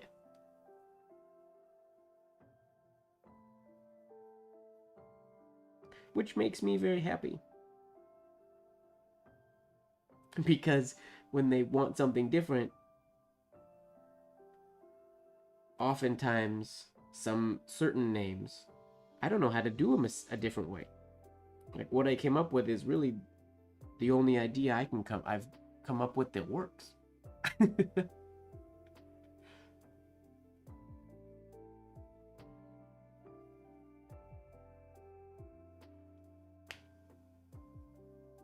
This is a design call. Yeah. Well, I mean, like I said, if somebody wants something different, I mean, it's my job to sort of try to appease them there, or try to explain. I have had clients or customers before who've wanted just to see another idea, and then I'll show it to them, and oftentimes they'll opt for the first one, but sometimes also the idea they bring to the table will bring a new idea out of my head as well, which creates something that I liked better. It's usually very different than the original design, just because with this design, in my brain currently, there is one and one way only this design works, and that's like this. If I need to change one thing, like if somebody doesn't like something about it, pretty much everything else has to change. Because it was all built, you could see we started with an exit flourish, then we matched the entry flourish, and then we modified the entry flourish, so then we had to match the exit flourish, so those had to get tweaked a whole bunch of times till they ended up being what they are, and I'm super stoked on how they came out. Yeah, it's a fun evolution design process. I'm quite a fan. Okay, now let's see if there's anything glaring. Nope. So now we refine. So this is where I apologize, because it's gonna be annoying probably. I turn my page a lot during this step of the game. This is all basically erasing and tweaking every oval and getting the whole thing down to what is a much finer, clean line. So I start with the pencil pressing a little bit harder, so I'm getting that refined, finished line for every hairline, every compound curve. And I'm placing the shades exactly where I want them.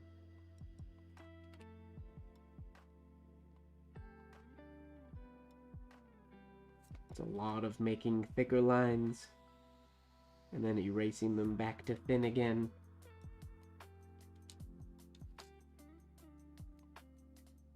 And you basically just start and do your... Yeah, sorry, I'm gonna be off screen a lot during this process. I apologize. I'll try to stay.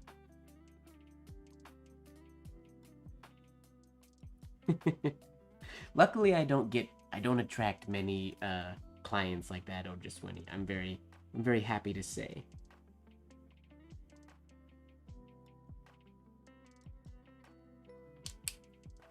Luckily, people who come to me,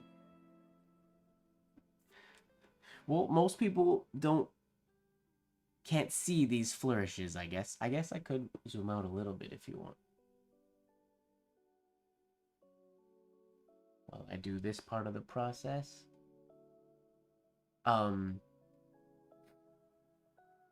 Yeah, a lot of people, I mean, I teach this style of flourishing in classes and whatnot, but a lot of people have trouble recognizing when a flourish like this is good or bad, quote unquote. I mean, in my opinion, there is no good or bad, really. There's just what I like and what I like less.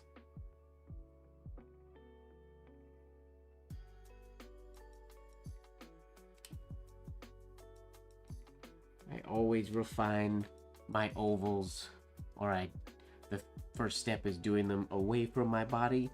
That's how I go back and forth between that and 90 degrees to look. As you can see here now, this looks too droopy on this, in this top right corner. So you kind of bring that up a little bit by just thickening that line on the top side, and then you erase away the bottom side. But often when you do that, the whole thing gets a little rounder on the end. So oftentimes that means you'll want to extend the end just a little bit, so it gets a little more ovoid. Hello, Anastasia. Or Anastasi, sorry.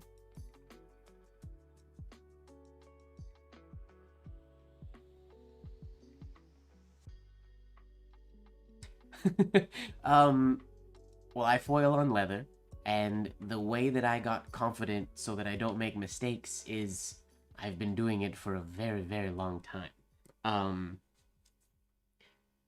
And you just don't have a choice if you want to foil.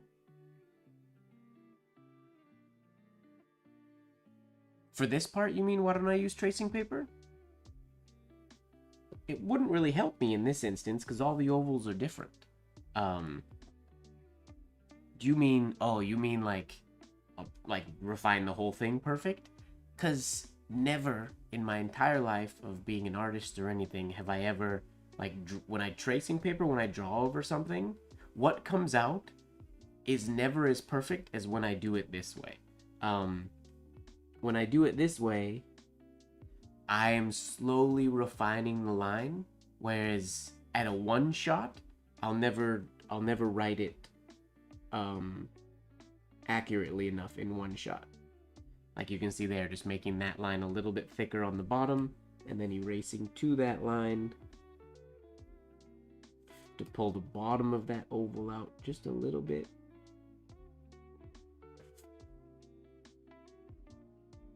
This gives me a much more like picture perfect shape that I want. I've never enjoyed working with tracing paper ever. It's not a tool that I use in my repertoire very much. There are instances where I have before, if I want to perfectly match or duplicate a flourish or something like that, but for the most part, I'm just not a fan.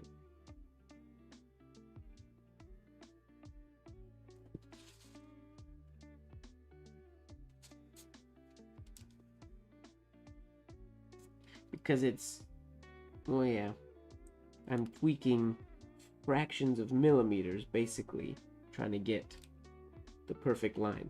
When I foil, it's the unfortunate part, or one part that infuriates me, is when I foil designs, just like tracing with tracing paper, when I trace with tracing paper, when it's finished, the ovals and whatnot aren't as clean as when I refine them.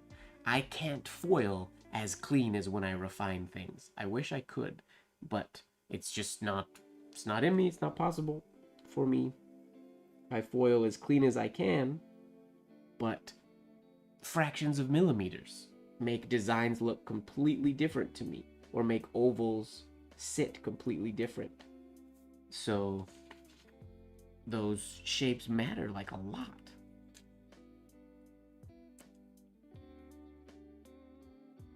To me, I don't know that everybody else sees them the way I do, but I design these things, even though they're for clients, I design them for me, basically. Or till they're perfect enough for me, quote unquote. This happens a lot as well. You can see like this oval here has been erased. All lines get erased, usually at least once or twice. Because when I refine this one, these lines will get erased. So it's always, everything gets erased during the refining process, so that all the transitions are smooth and good.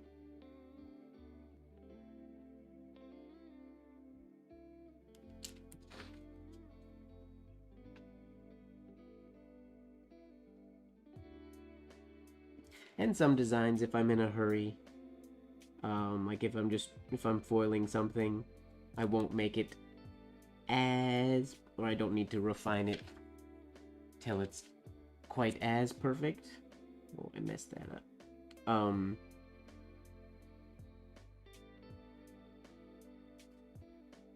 Because I know that when I'm foiling it, it's not going to be perfect anyways. So it all depends.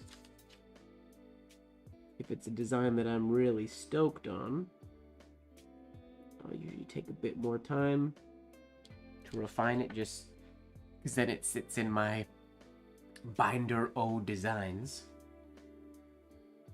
forever, basically. Now we'll do this large one.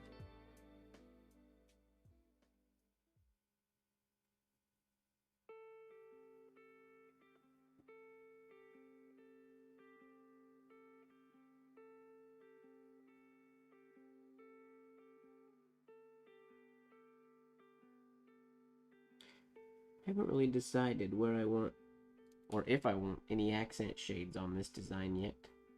Guess I'll decide that when I do well, once the refining is done, I'll see if we could add any weight anywhere where it wouldn't be distracting.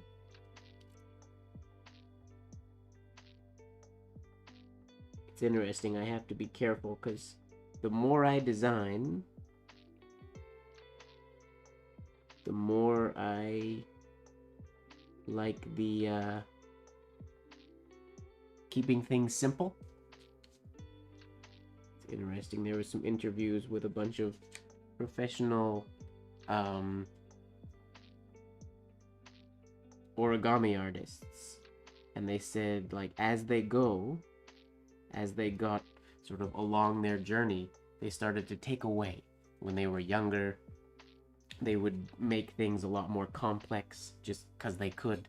They'd do a character and they'd add a pocket just because they could fold in a pocket. But then as they got older, it became more about like the substance of the model and less about how complicated it could be. So things get, well, it's that whole like KISS, keep it simple, stupid, they say. Ooh, I might shorten this oval so that this can follow parallel a little bit. Actually, I'm gonna shorten. Can I shorten this without ruining that shape too much? We'll see. Yeah, so that's what I have started falling in love with. Simpler and simpler designs. But, obviously, people don't come to me for a super simple design. I mean, some people do. But a lot of people want a whole lot of flourishes and loops and things like that. But this to me, I consider this relatively simple. It's not really that simple, but structurally, there's not a lot of excess loops. There's just enough to make the things balance and to sort of fill the space. I could do potentially a lot more loopy stuff, but I feel like it would take away from the beauty of the whole thing. It's not just because I'm lazy and I don't want to flourish more. I love to flourish. But I love when simple flourishes work. Just enough.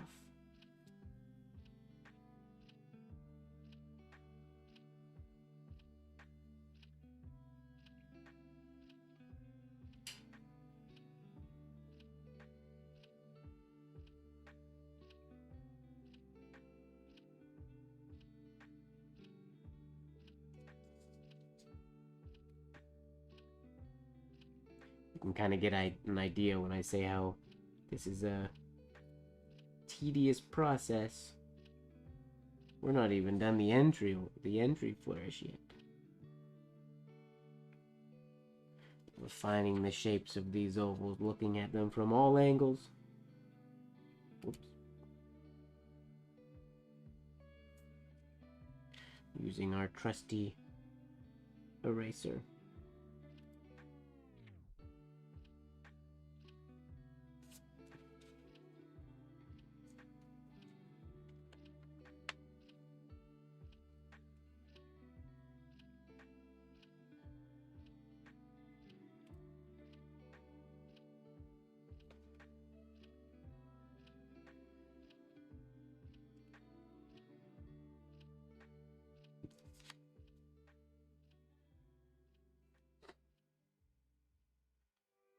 Sweet. Sweet, sweet, sweet.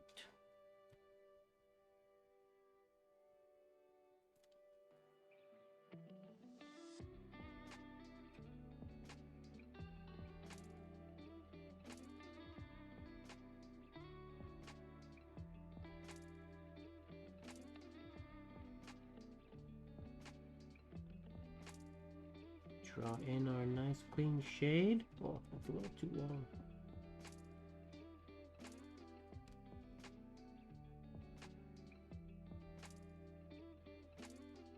Nice curve on the left side. Sharper curve on the right side.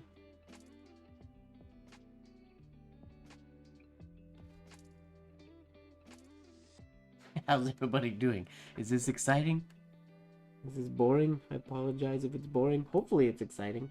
Or exciting is probably the wrong word. Hopefully it's enjoyable. At least the music's good.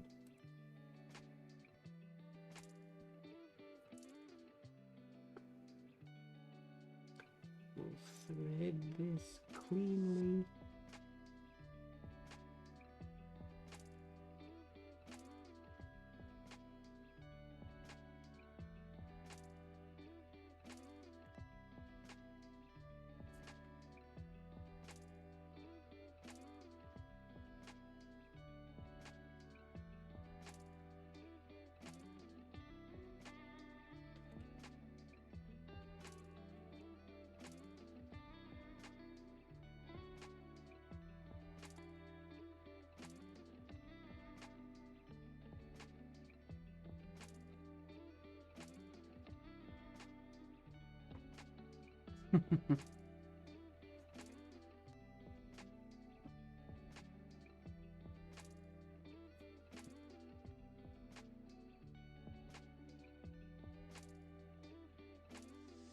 Could make that oval a little longer.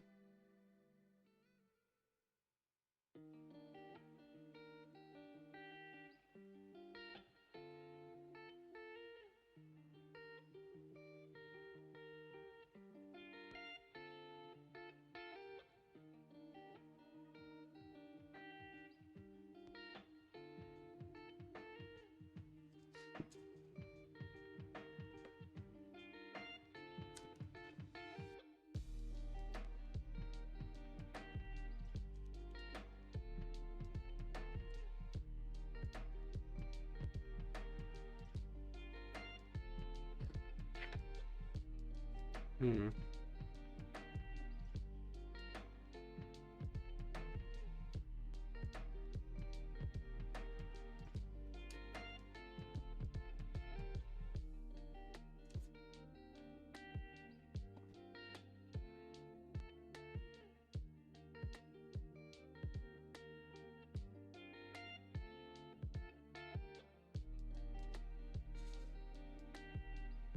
This oval's long. Maybe too long.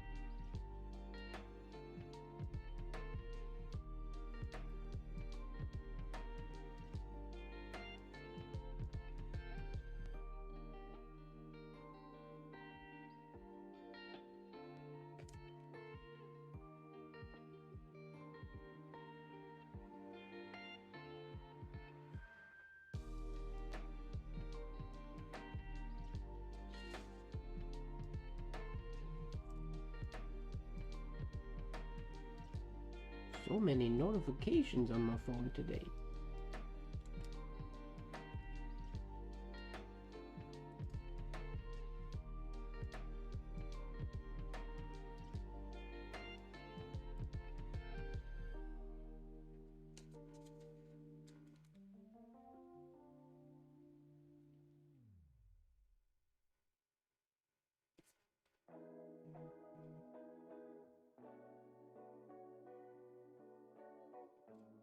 You can see, perfect example, this oval that we perfected earlier gets erased. Then we gotta hope we write it, draw it back in the right spot. But that's pretty easy to do once an oval has been cleaned up.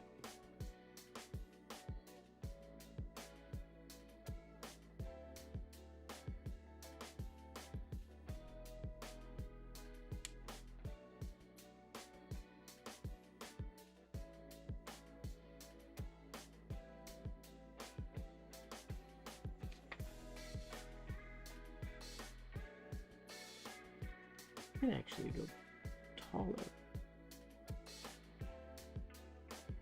A little bit.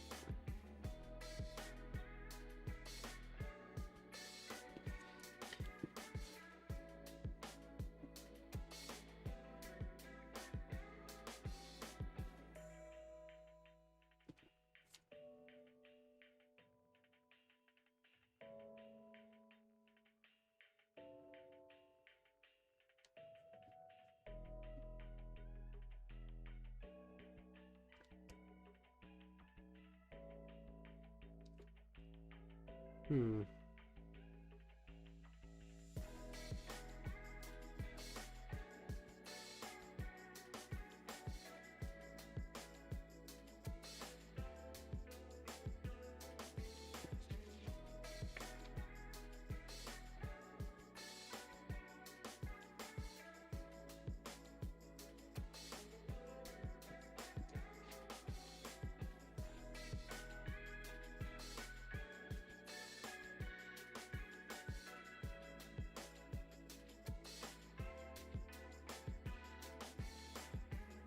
Oops, sorry. Head in the camera. I don't have the best of... Well, I don't shrug when I design signatures, but I bend at the waist and I get pretty close to the table sometimes.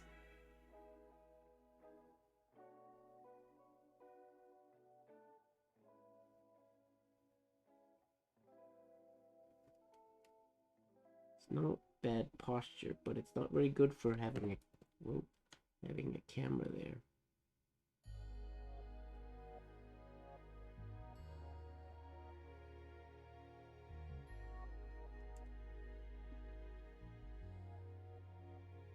Okay, and with that, we try this over on this line. There, we finished the K. Huzzah! Go us. I think, anyways.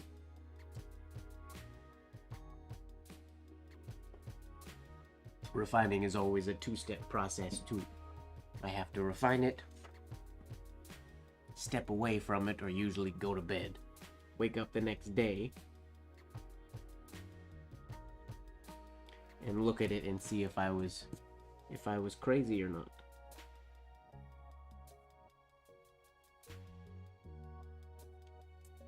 Usually it's pretty alright, but sometimes I gotta be careful. Okay.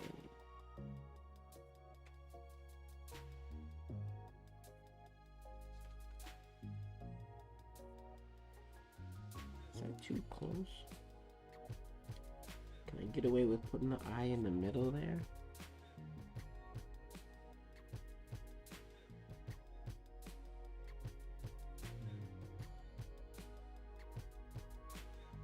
Maybe.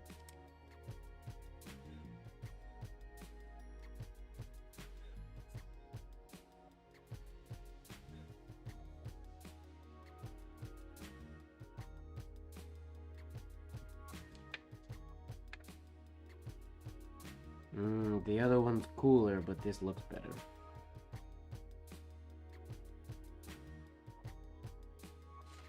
Unless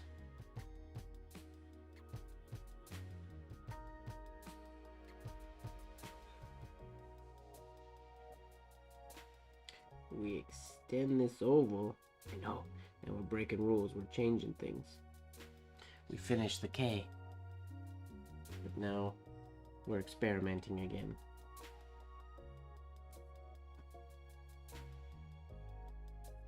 But we're going to experiment and refine as we go, and hope that wasn't a mistake.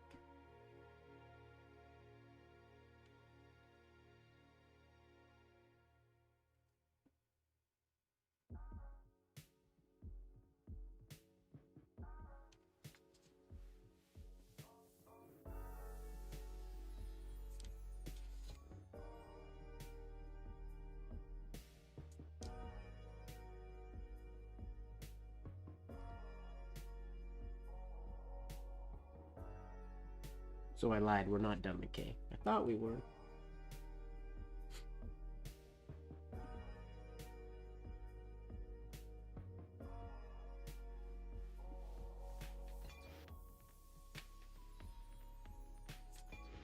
There now.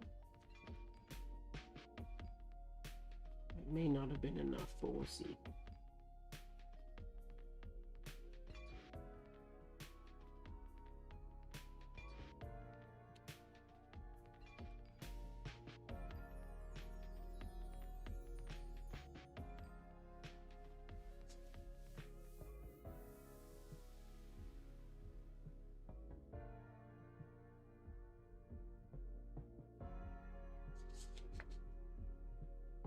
Yep, that's what we're doing.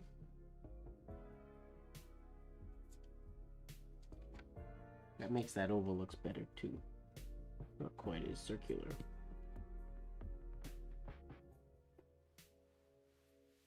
Oh, sore neck today.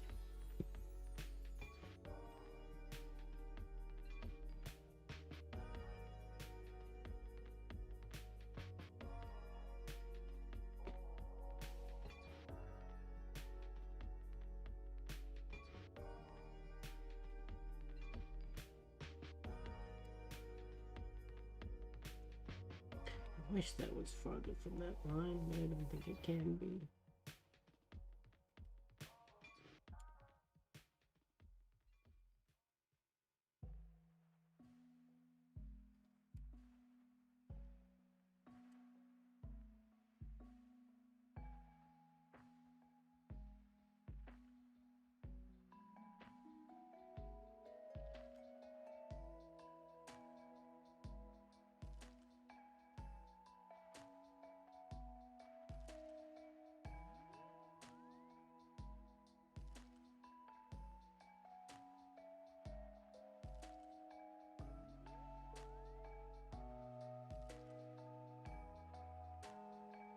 There we go.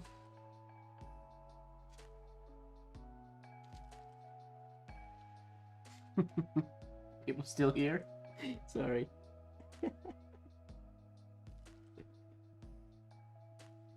Late Night Live number 131. Riveting entertainment. I'm gonna fix that M later. I don't like it.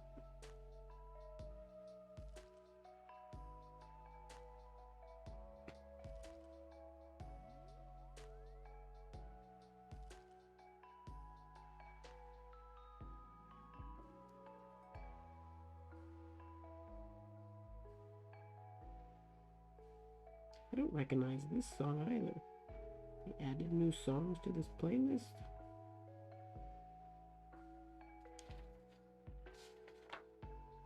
Good. That's basically circular, but I like the shape of it.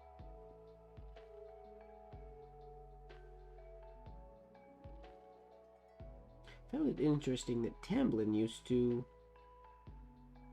teach doing the exit flourishes or exit strokes from Spencerian capital letters or ornamental penmanship capital letters. Circular, like going around a dime, which is interesting. I'm not sure if he was taught to do it that way, or if that's just the style that he liked. Fascinating.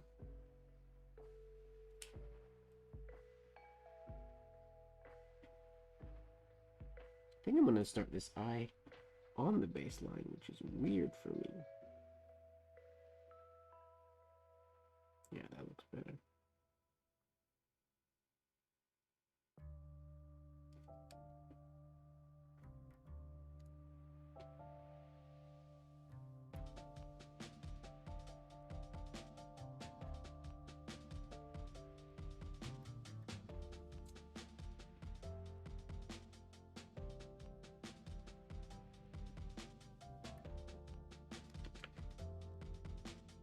Okay.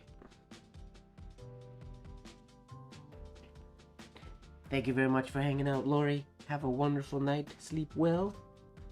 And we will see you soon.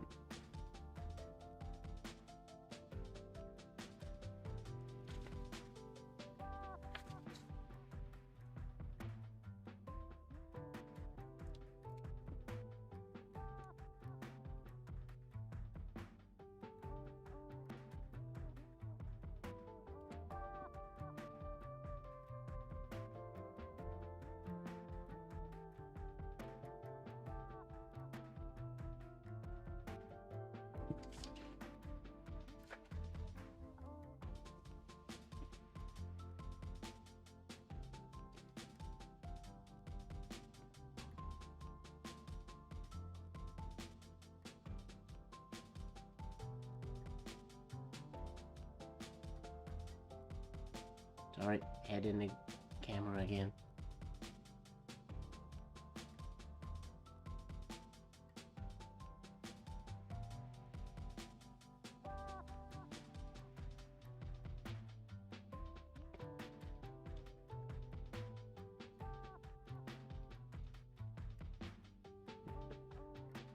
It's not the best paper to design with that I use, unfortunately. It doesn't take to lots of erasing very well. But it's my writing paper. I could technically use something that's a little bit better for this type of abuse.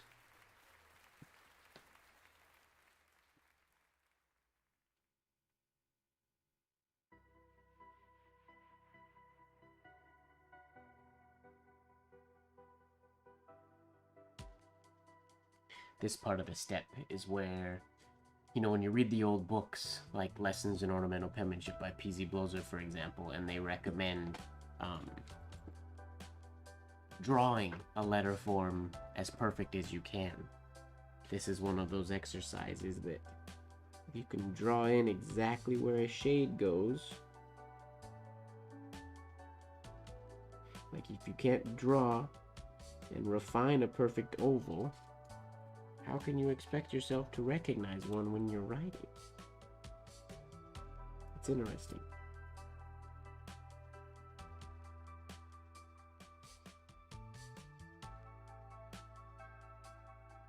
Like smooth transitions between angled ovals and horizontal ovals like that.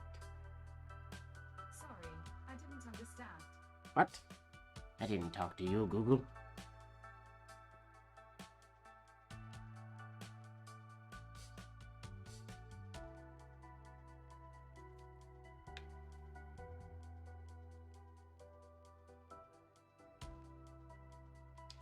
Jeez, it's 11:30 already.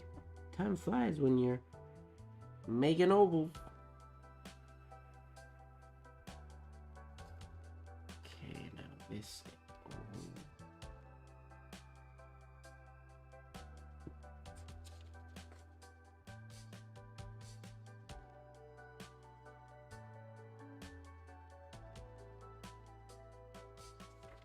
We can make it a little shorter, I think.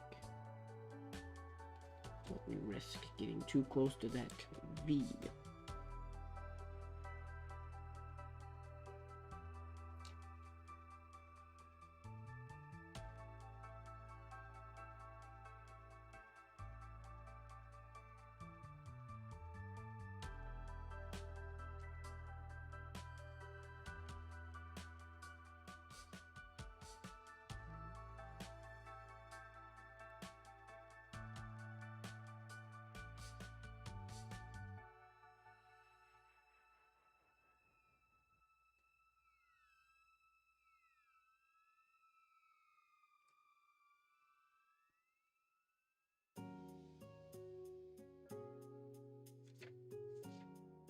I recognize this song.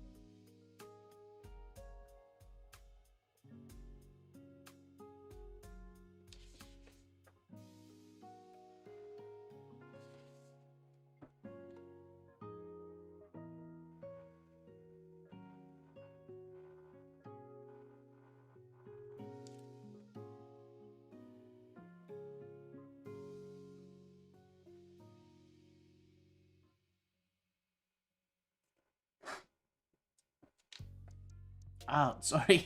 I hope you're still here, Cyril, so I can say goodbye. Sorry I didn't look up for a while. Have a good one. We'll see you next time. We'll do something more exciting next time. Although, I'm quite enjoying myself tonight. And this will be a good video to reference when people ask me about the actual design process. Because, obviously, when I'm teaching a class, I can't do all this, because this takes a long time. We try to do this when I do signature design or unlocking the oval in person. There is a part of the class that is this, but for obvious reasons it can't go quite this long.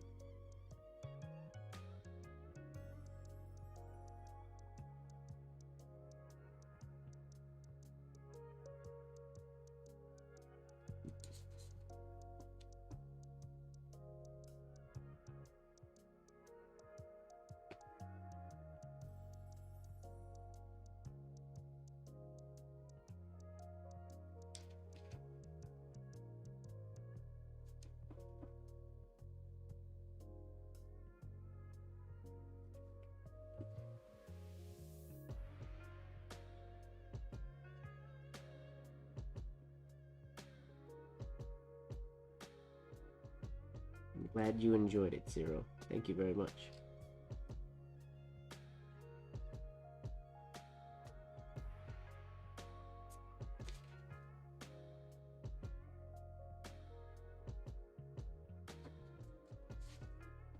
Too hot.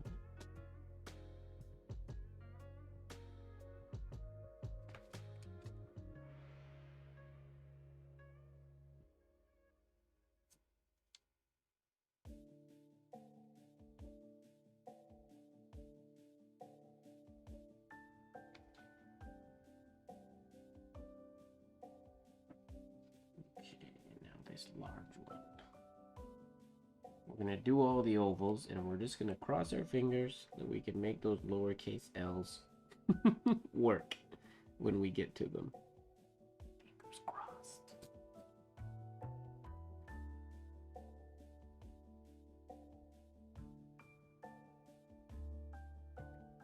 Yeah.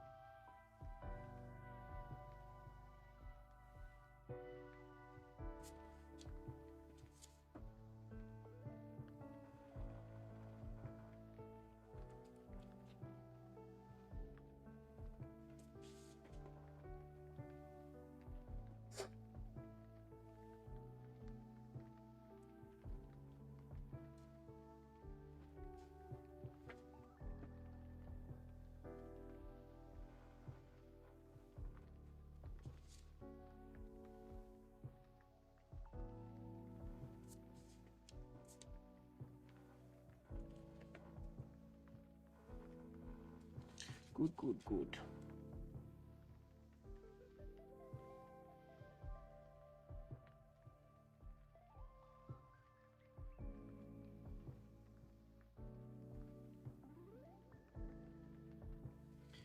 Take that a little bit lower. Yep.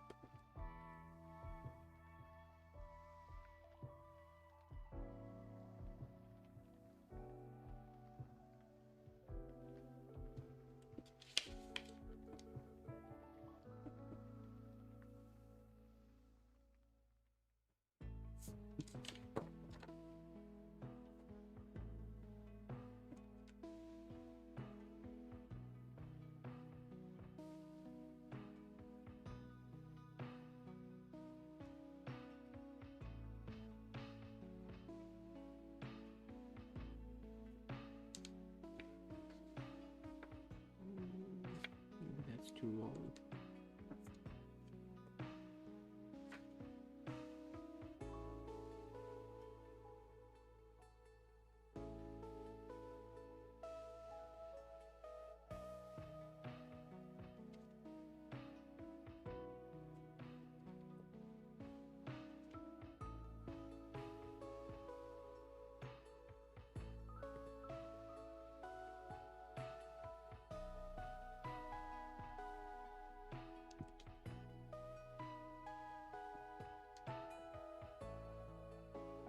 Another reason why I don't record this process on video, because it makes for a very long video. It's a lot of space.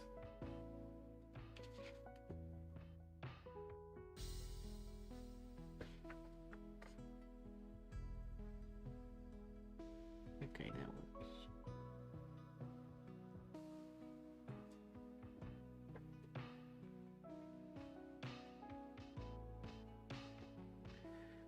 On to the end. The ending flourish.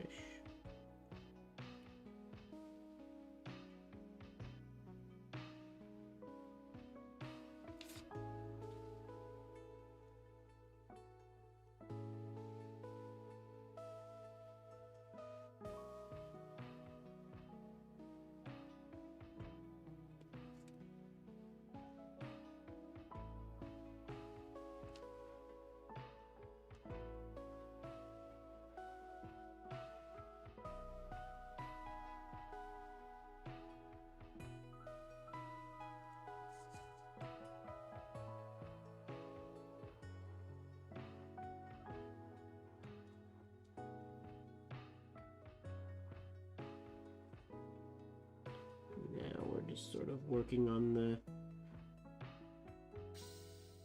spacing these ones out so they're, because our center had changed.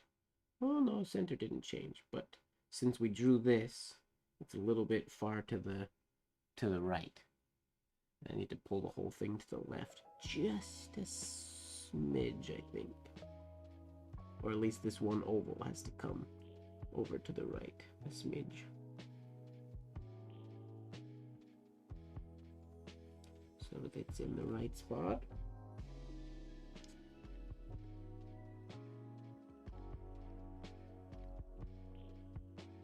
Oh, if I bring that over to the left, can this just cross through both of these then? Is that too ambitious? Will that work? We're gonna go for that. That would make my life better, I think.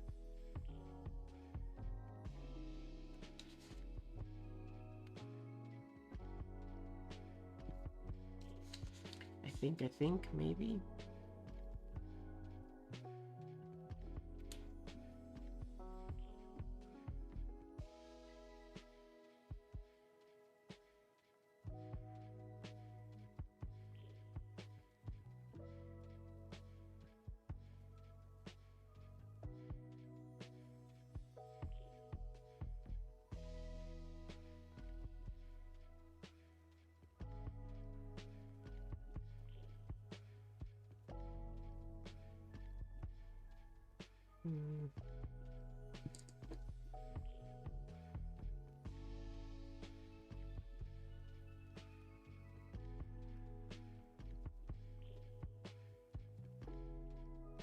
a little over to the left as well, I think.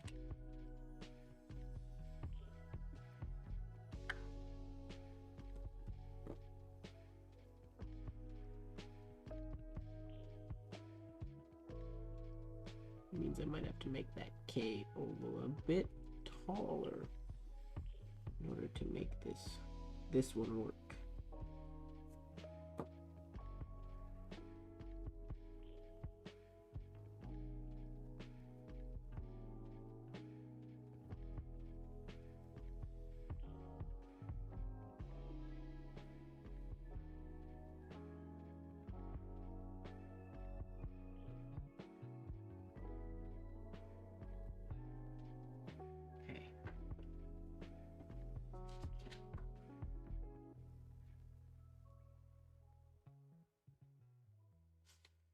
Maybe I'll make a time lapse of this afterwards. I'll download it off of YouTube.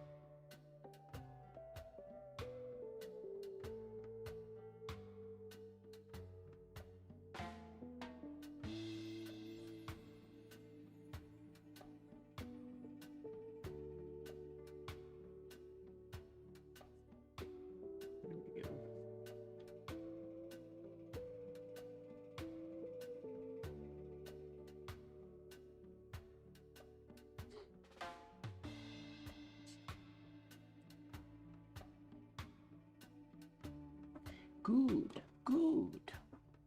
Oh, we're getting there. We're getting there.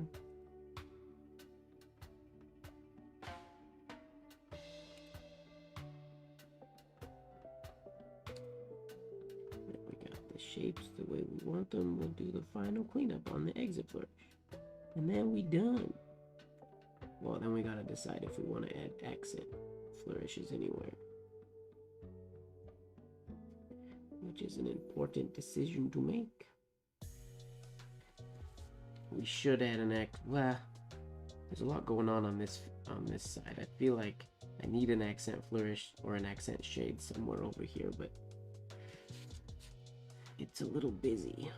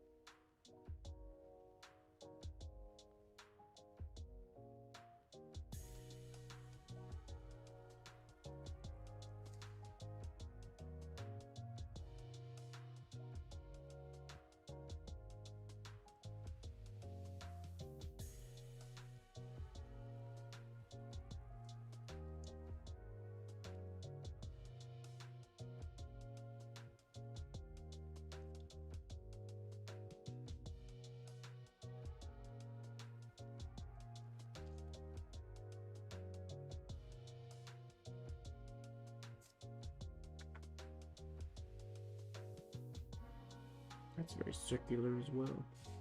We have a lot of circular flourishes in this design.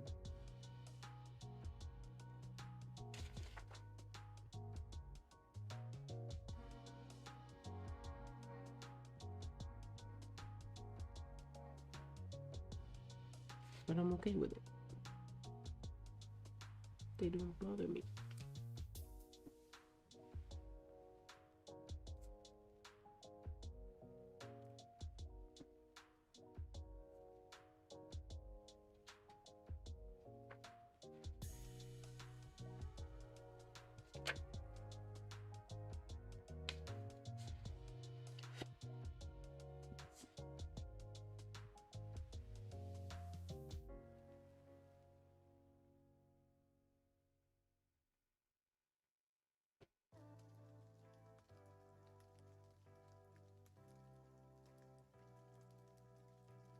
Yeah, there's space. Cool.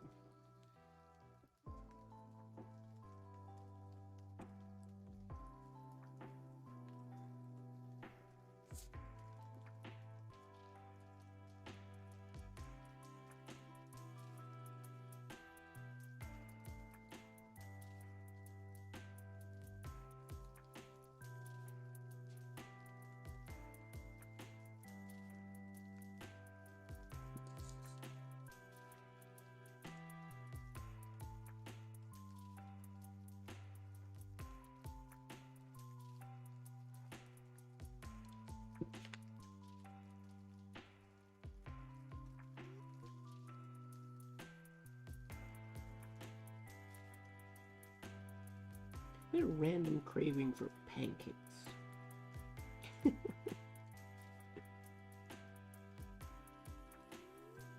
Don't have pancake mix or anything, so I'm not going to be able to have pancakes. But I'm having a random craving for them. Soften that curve just a little bit. Guess this would be where the shade is if I'm gonna put one in, probably on that compound curve, I would guess.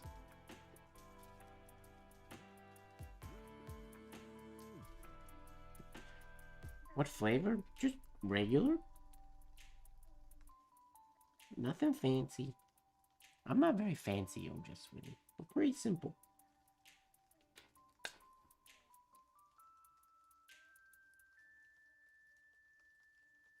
This circle slash oval is bugging me.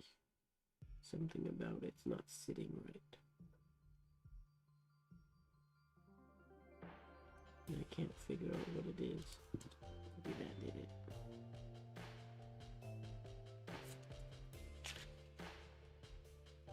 Yep. Just needed to be a fraction of a millimeter wider, I guess. That's better. That's better.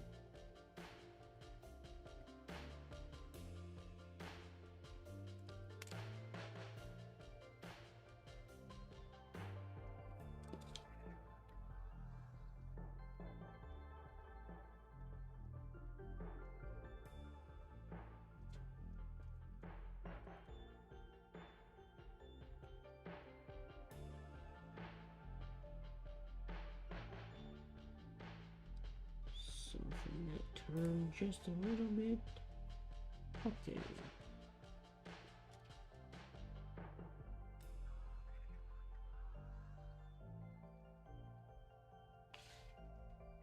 Now this large oval. This will be an easy one. Because it already looks pretty good.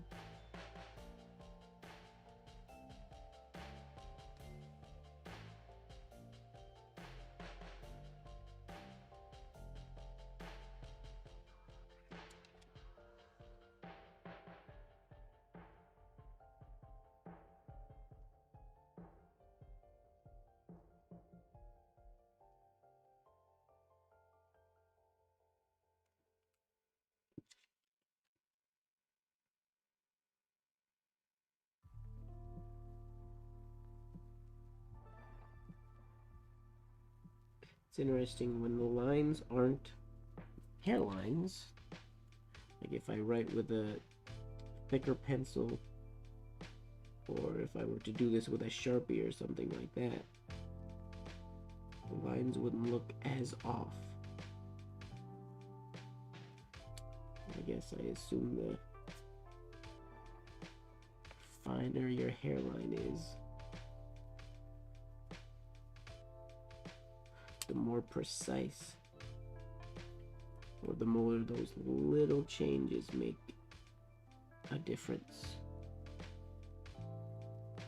I guess. It's too round.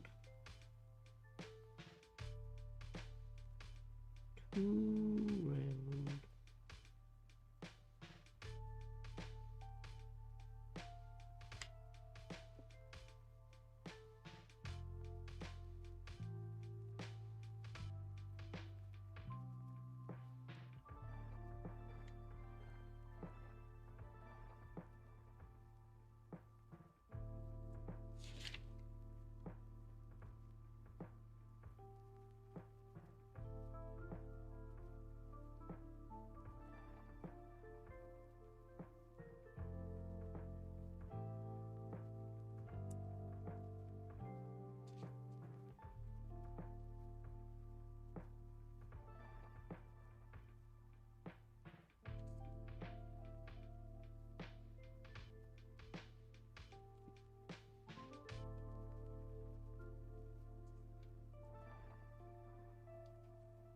Oof.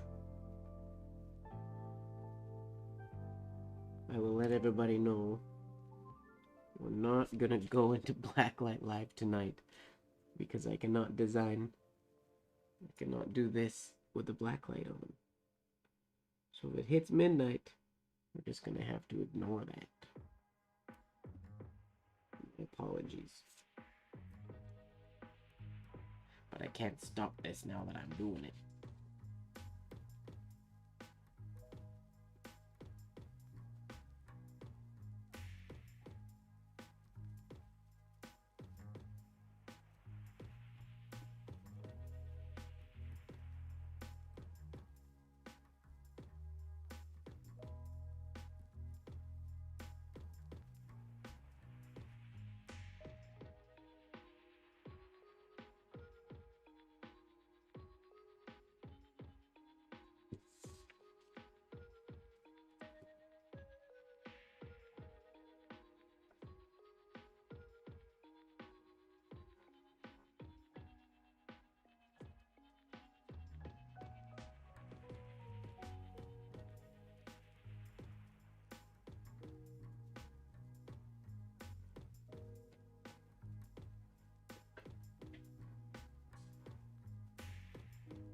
We could change the music, yeah.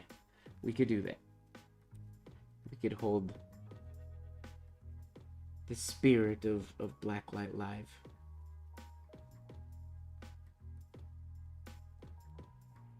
I actually don't know if my blacklight is even programmed right now to go. I changed so many things when I was out of town. I don't remember if I turned it back on. I guess we'll find out.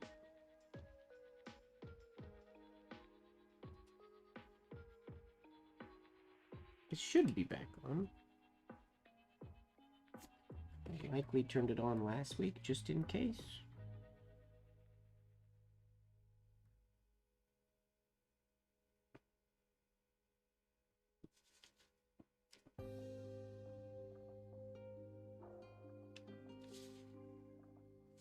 Nope.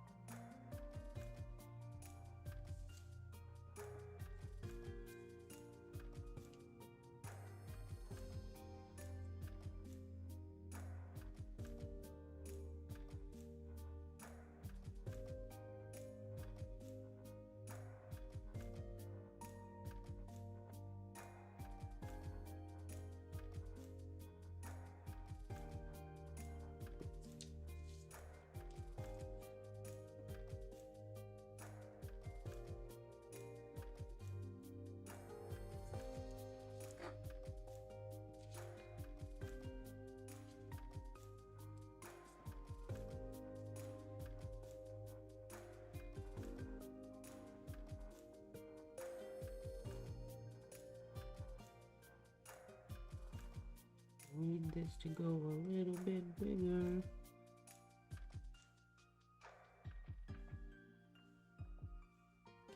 So that I can not have this super long compound curve. That's better, I think. It goes up there.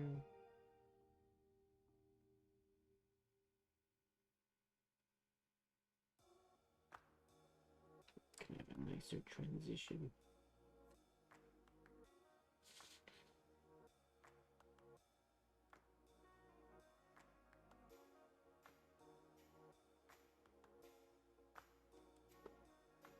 Shorten that just a little bit.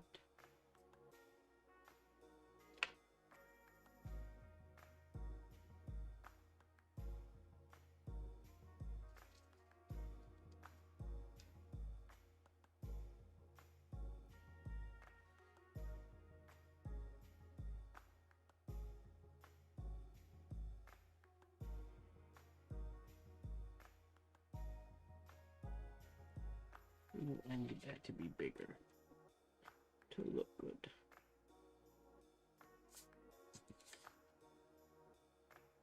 Which means, does that one have to be bigger? Can I get away with not making it any bigger?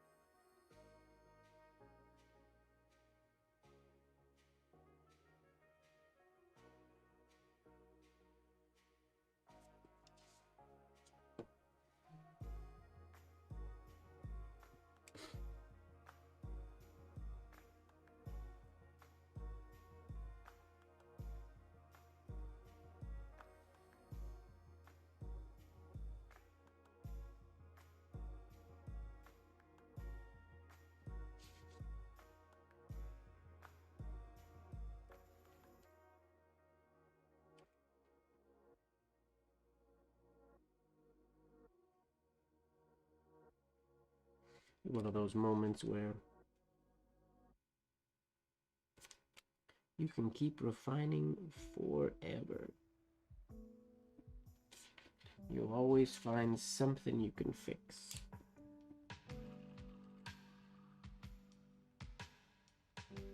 So there comes a point where you just have to stop. I'm not there quite yet, but we're close. For the flourishes anyways, we still gotta chuck in the lowercase letters. It shouldn't be too painful. If we've done our setup properly, they should just flow together nicely. In theory, fingers crossed. I tried to cross my fingers with a pencil in my hand. Fingers crossed.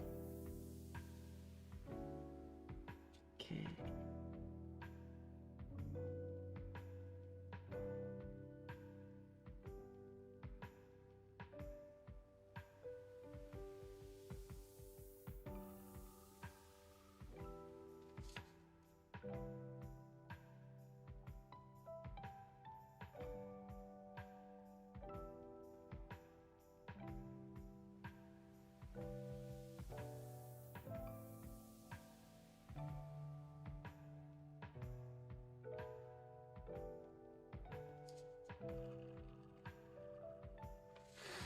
Okay, that's the flourishes cleaned up. Does that even look different? Oh, it's midnight. My lights apparently are not set to change. Let's change the music. Where's our this station, I believe.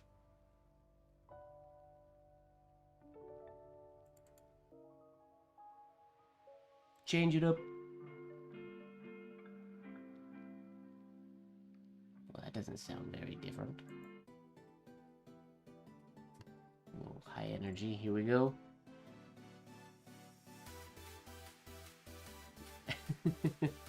Thank you, Ojaswini. Thank you, thank you. Now we just gotta cross our fingers that these lowercase letters fit where I want them to. I'm pretty sure they do.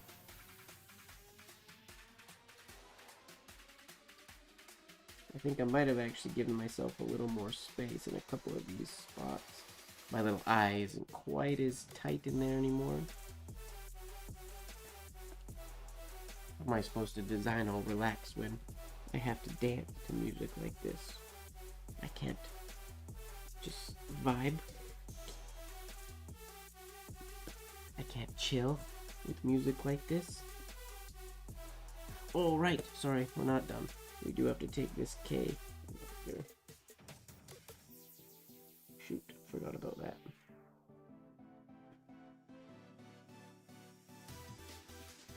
But that shouldn't be too bad, too difficult.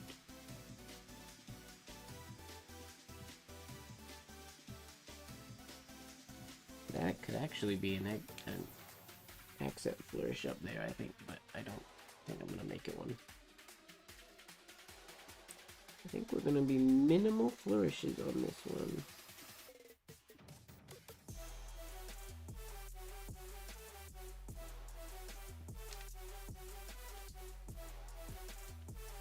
Okay. Oh, and actually, now that we did that, this can give me a little more space after the eye before this flourish, which I wanted before. Not a lot more space, but a fraction of a millimeter more.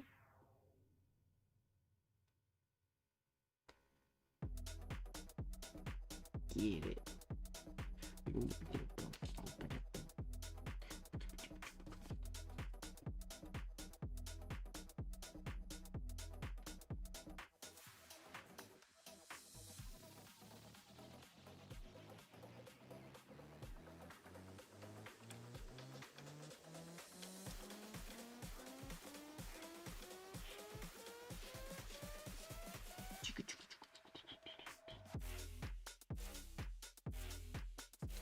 I wonder when I make sounds to the music if it's actually even kind of on beat or not at all.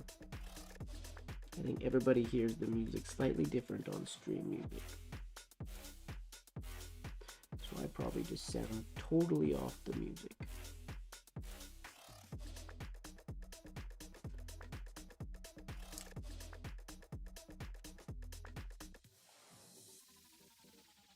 Who needs lowercase letters? We could just erase all of them, and the design works without them.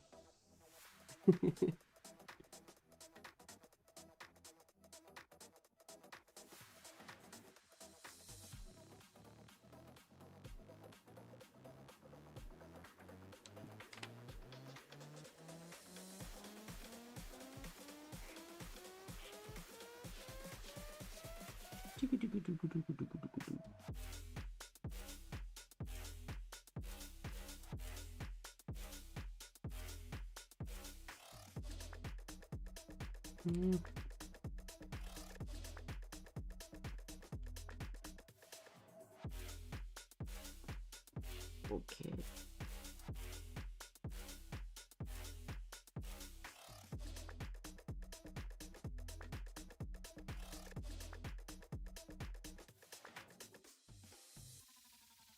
Here we go. C-A-L-A-V. No, C-A-V-A-L-L-I-N. Okay. Don't spell it wrong. That's the worst. I've done that before. When I make a spelling mistake and the fixed spelling mistake makes the flourishes not work anymore. It's very frustrating. I've done that a couple times.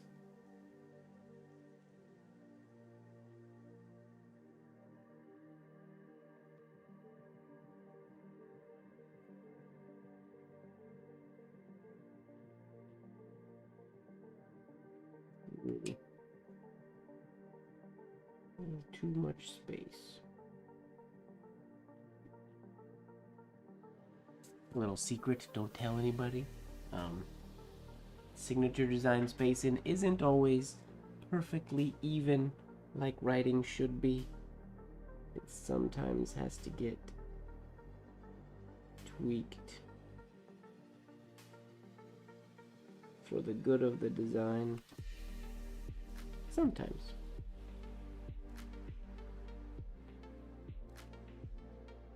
Not always.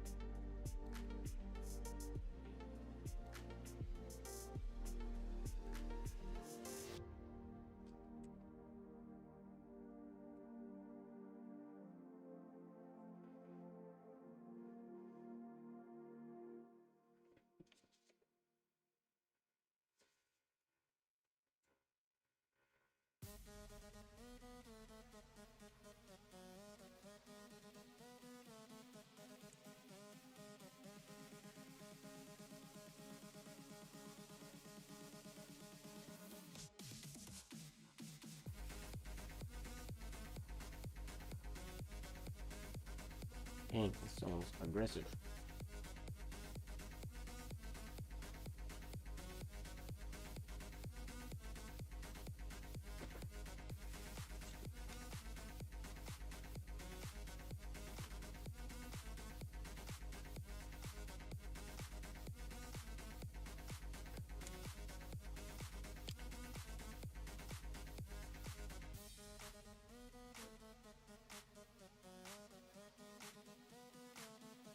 Yeah, everything has space.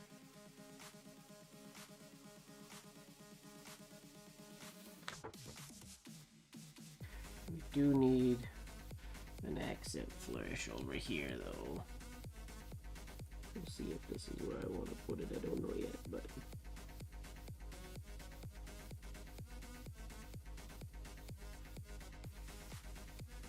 we'll test it out here.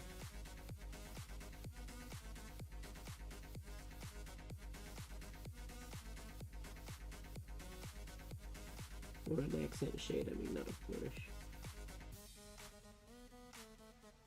Getting late. Starting to talk crazy.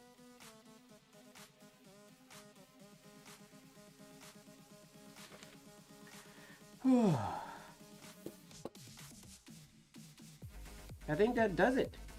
We just fade our lowercase letters a little bit. I don't usually actually shade the lowercase letters very much when I'm foiling, but just for good measure.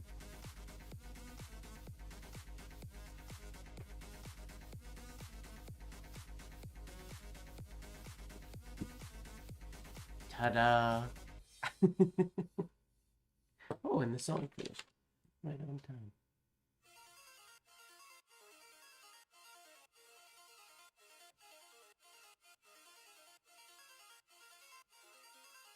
So there's our design. I'm gonna sleep on it, come back tomorrow and see if I want to add an accent flourish anywhere. But I don't feel like it really needs any. I'm very happy with that. Whew. Wowzers. 3 hours. Who knew it would take 3 hours to do a signature? Time to foil? No, I mean I would, but I do feel like I should get Kim's approval. I have once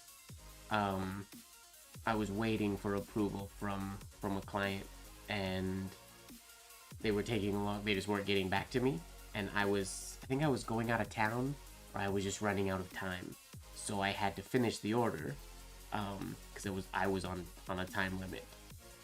So I just did it, and then it ended up. I mean, I've done that before, and it's been okay, but I've also done it before, where they have not liked it. Need to write splash of color. Wow, right. I need to write Splash of Colors Design. That's the name of her studio. And that's actually a completely separate design. But I might ask her if she's okay with it going, or because it could look really nice, just like right here, really chill, potentially, or like in simple lowercase letters, like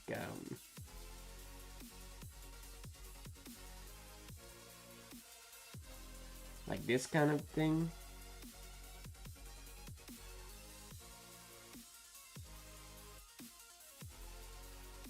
But centered. Well, it's almost centered. Something like that. Oh, I was writing that on a screen. Or, I mean, block capitals or something could look really, really nice as well. Smaller. But the current plan that we've discussed is having this on the top, and then having Splash of Colors Design also designed and put at the bottom. But I'll see what she thinks of making it all part of one, since this design does, it's lower on the side, so it does leave this nice room right here for something could go there. Yeah, between there and there would be great. It was like,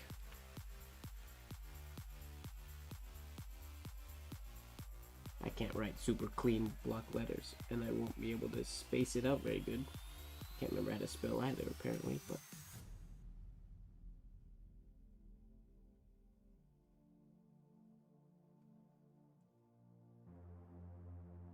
oh, gonna need to take up more space than that.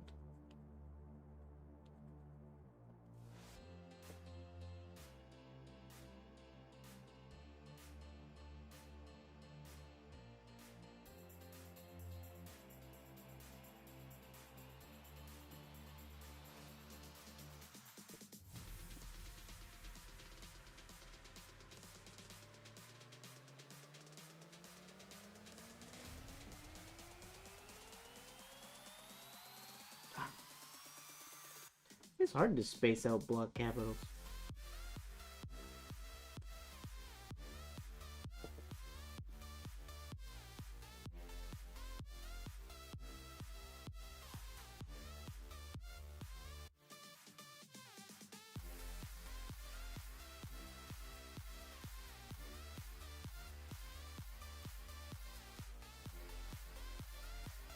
Something like that.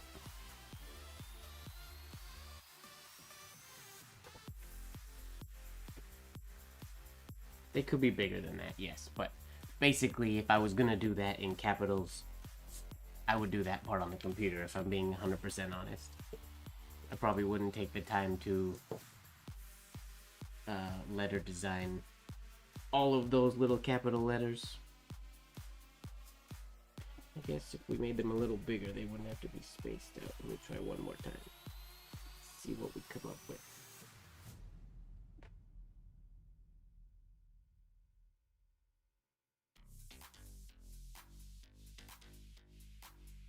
Ugh.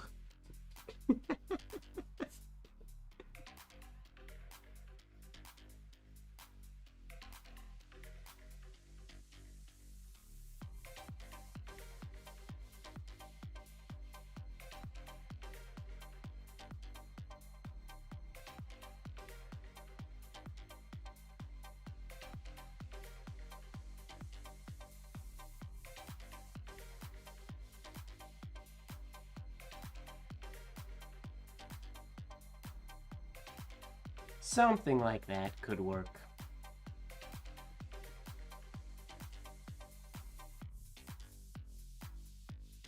I'm pretty sure it's colors with an S. Oh, it's COLORS, because she's American.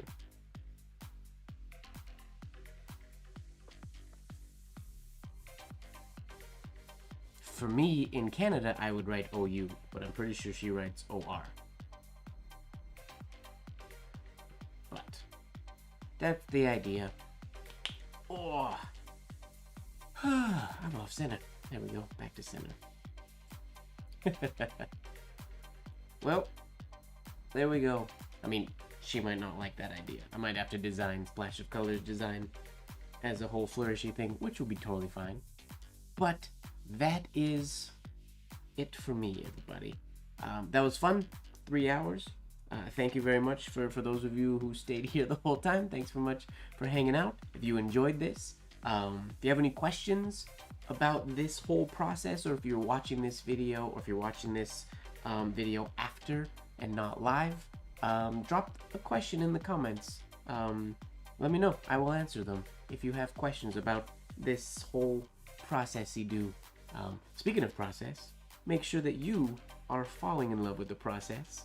It's a little bit different process than most weeks here. And don't forget, everybody, that life should be just a bit of silliness, really. Thanks again. I will talk to you guys soon. Bye-bye. And broadcast.